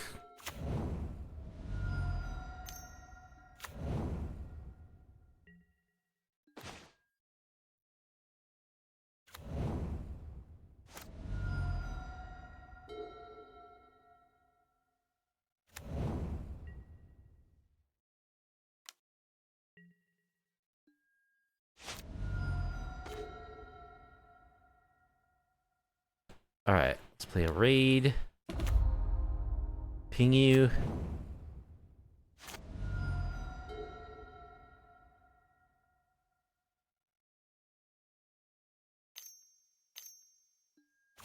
Wild Growth Walker.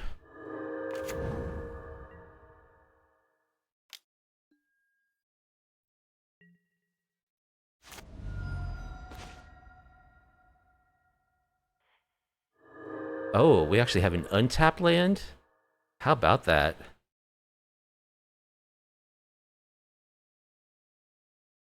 How about that, indeed?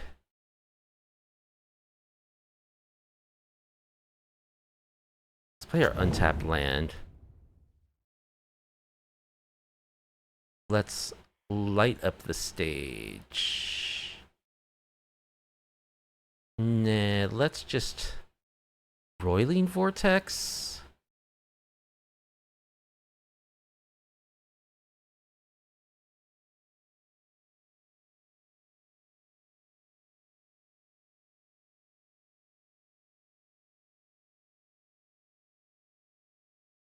Yeah, I think I'll do this and, Skull Crack them this turn. And next turn I'll Roiling Vortex.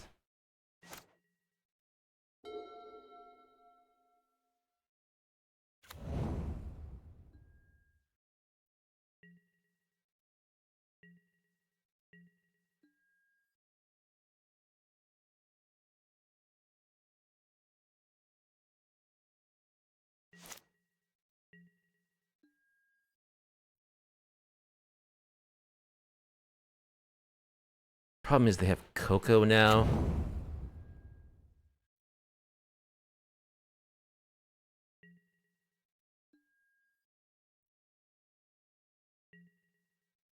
Yeah, I think I played that wrong.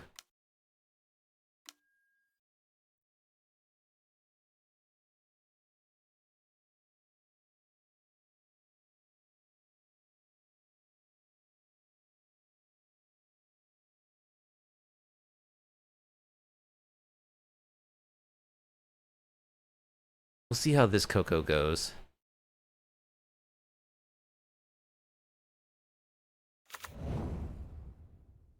Extraction Specialist Haywire Might.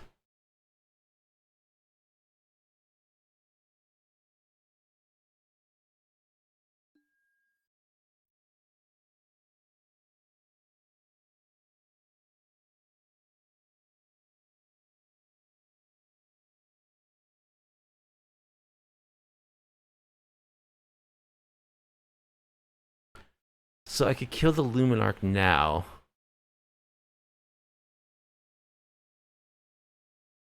Or...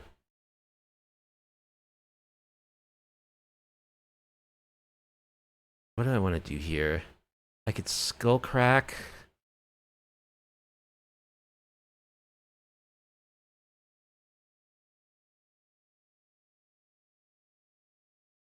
They're gonna gain 2 life. They can disturb the Lunarch, though.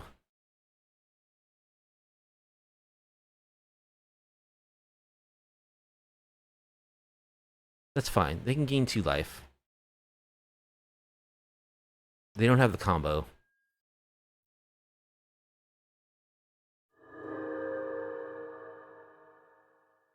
I think I messed up. I think on the turn where I drew the Black Cleave Cliffs, I needed to just play Roiling Vortex. So we'll see if I can pull this out.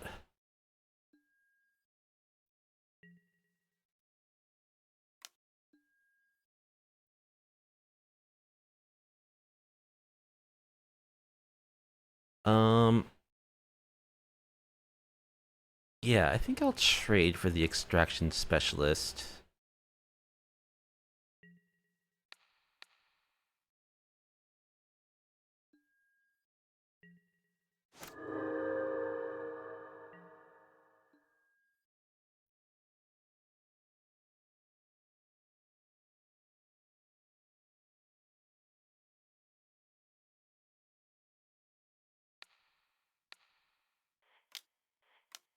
Kill the Lunarch Veteran.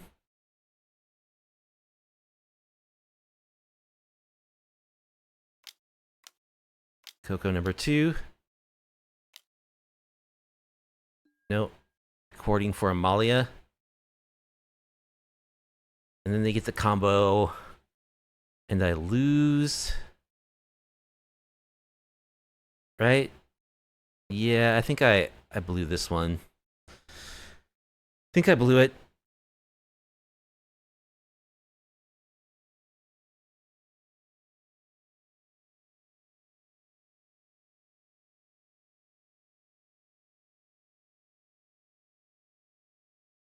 They go to 1,000,000 life and they wipe the board, and that's it. That's the end.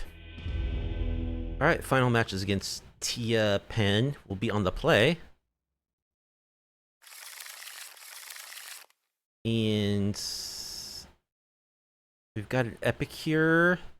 No black mana, but we'll draw some. I'll keep.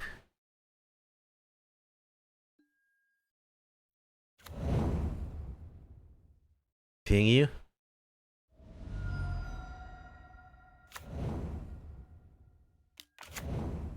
Selfless Savior. Is this Amalia again?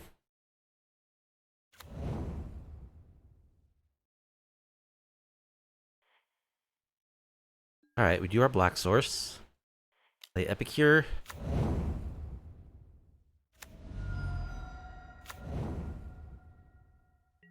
It could be Cheese Fang. They haven't done any graveyard shenanigans yet. Alright, let's attack with Epicure.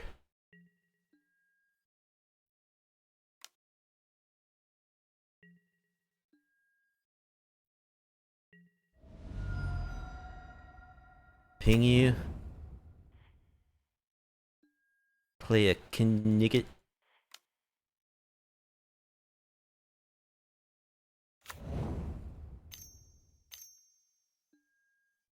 Yeah, it's Cheese Fang.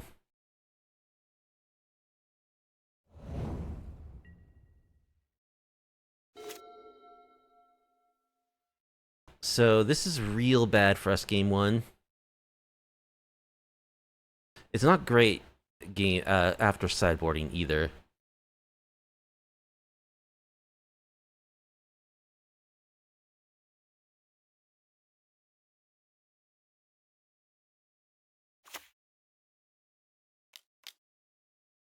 There's the cheese.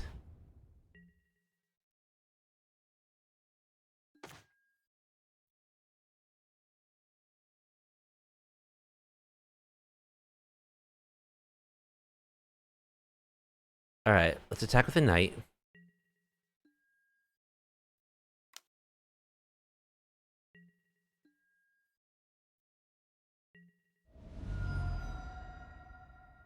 Play raid.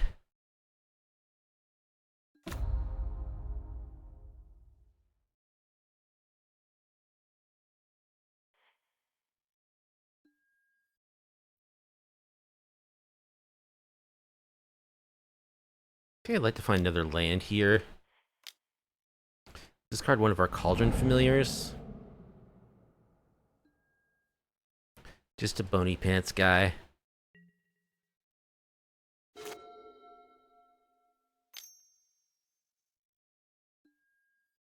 Duress.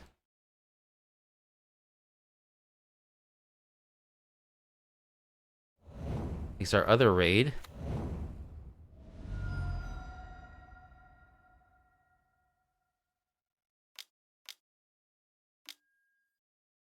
Lively Dirge.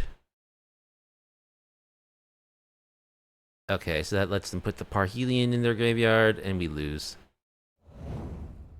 GG's. It's possible we could have out-aggroed them. Not really, though. Not really. So let's cling to dust.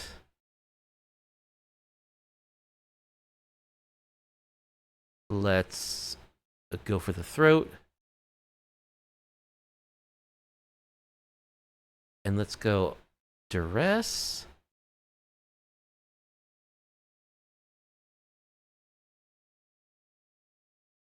Is duress even good against them? Yeah, they have the demonic tutors, so they have that card. I don't think they gain life.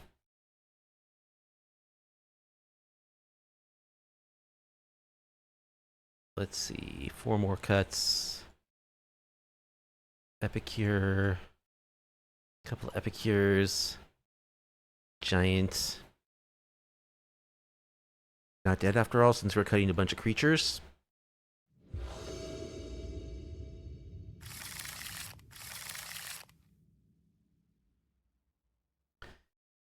Do I just have to mulligan for Cling to Dust?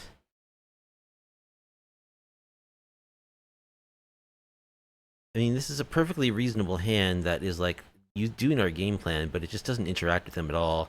So I think we've got to send that back.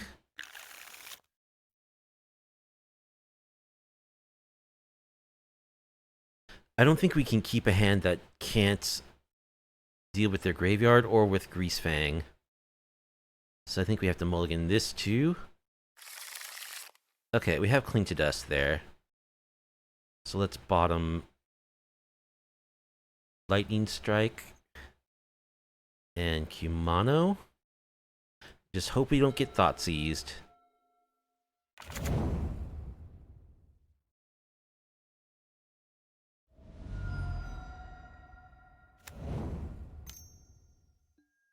Thought Seize.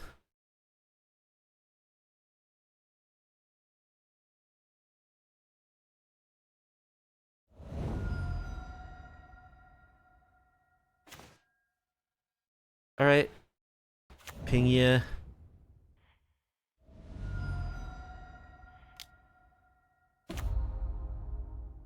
Ping ya again.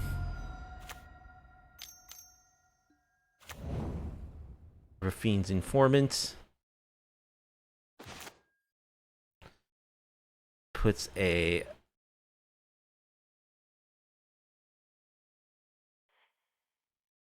Chariot into the graveyard, so if they have Greasefang,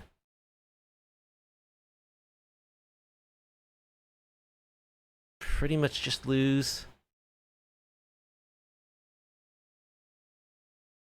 Is it worth even holding up Fatal Push?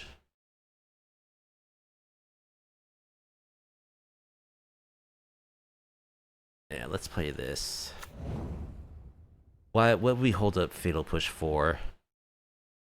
It can't kill the Chariot because we can't revolt it.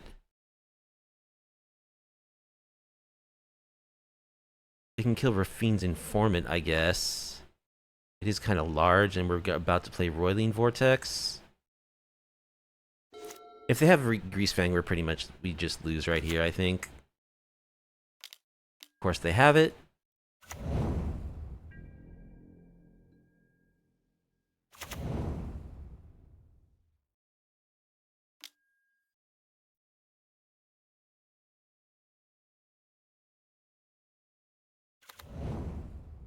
So I think actually, I save the Fatal Push.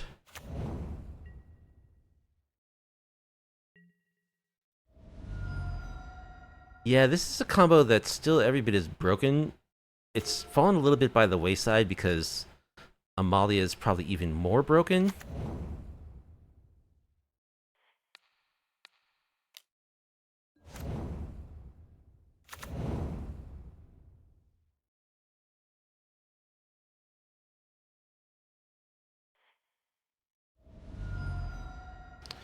Um, yeah, Roiling Vortex. I don't think we can play this on this board state.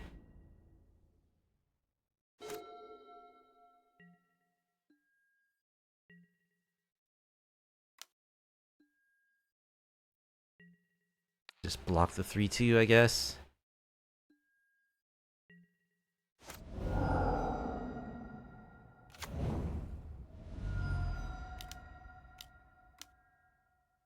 And they just cast the Chariot. Alright, GG's.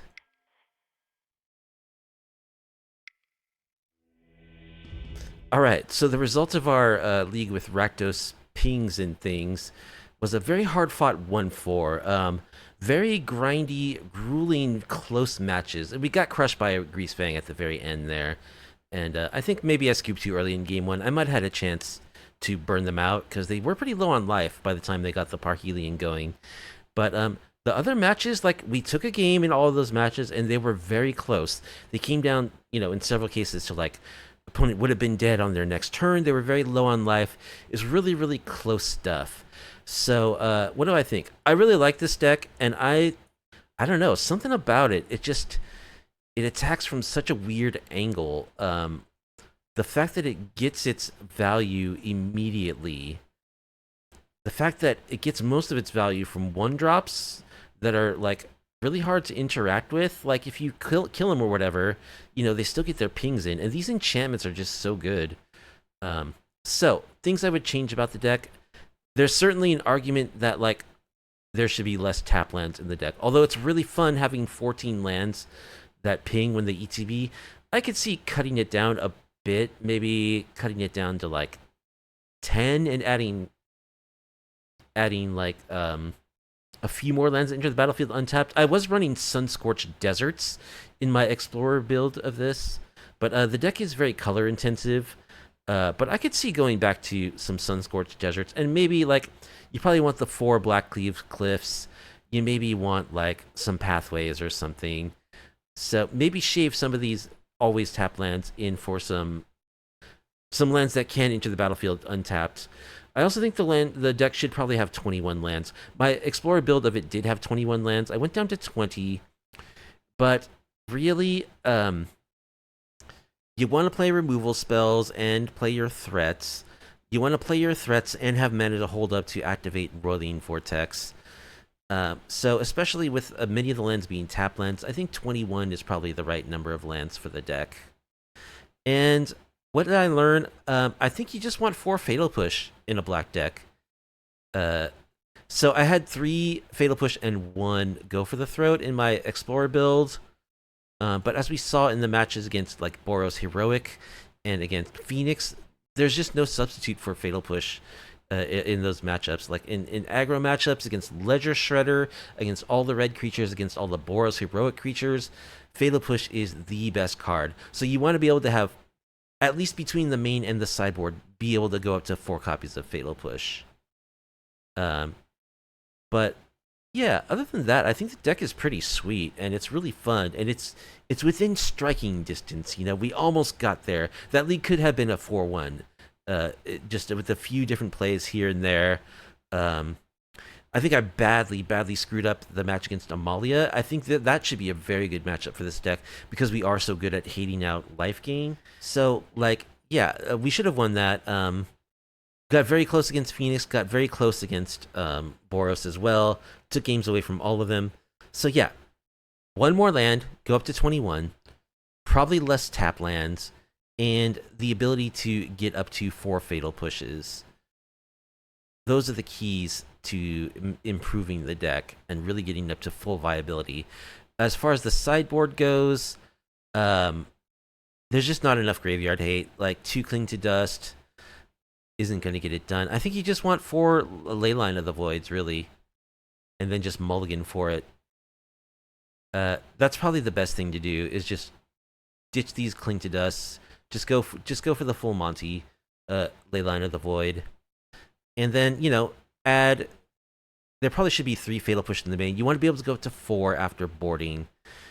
Witch's Vengeance... We didn't really draw it ever, so I'm still not convinced how this goes. Yeah, Ob Nixilis we also never drew or played, so probably I would just cut the Ob Nixilis, cut the Cling to Dust, make this a total of 4 Leyline of the Voids for the sideboard. Some more ways to gain life in the sideboard might not be bad either. Like, when I was playing this deck in Explorer, I was playing 2-drops, I was playing Gifted Aetherborns, which is a good card, certainly for this deck. It's not necessarily good for this mana base, so you'd have to make some adjustments there, because you want to be able to get double black, you know, early-ish, preferably. But I could see running some Gifted Aetherborns in the side. They can be scammed, and that's good. They are good with Kumano faces Kakkazan.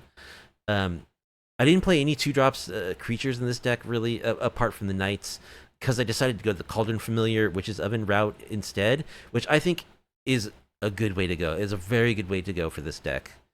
You want the Cat Oven. The cats are already better than the than the Voldaren Epicures in a way, because they drain and gain you a life. They activate Spectacle for our light up the stages, and with the Oven, you know, that's just kind of an unbeatable thing that decks without Graveyard Hate or Trample cannot beat. So I like that change. So yeah, I think the deck is right there. The league was really tight. Could have been a 4-1 instead of a 1-4. But with his little changes, less tap lands, more untapped lands, more Fatal Push, Leyline of the Void in the sideboard, I think the deck would be better. And I don't know, something about this deck. I'm just a big fan of Rolling Vortex, as I said in the last stream. Something I like the way that this like makes the games go fast, because like everyone is on a clock, you know. I like the way that I like trying to make it asymmetrical, where like we are prepared to deal with an environment of Rolling Vortex, but our opponent is not. We are able to gain life, our opponent is not, so we can leverage that advantage. It incidentally does have the text of like doing 5 damage to a player if they cast something for free, so it shuts down any kind of plotting effects, or at least makes it extremely painful for our opponents. So yeah, I really like Rolling Vortex decks, I guess, because I've played quite a few of them. And I think I'm going to play this one again, you know? We got close this time. Certainly a better build, I think, than the Explorer build we played. Not quite there, but very close. And I think with a little more tweaking, we could actually get there. So expect to see Rakdos pings and things again on my channel, for maybe a little while down the road. But that's going to do it for tonight. I hope you enjoyed it as much as I did. I had a blast playing this super grindy league. And if you did, and if you like off-meta, off-kilter MTG content, please be sure to like the video, subscribe to the channel, leave a comment down below. Tune in for the next MTG video, viewers. Have a good night, pingers. Happy pinging.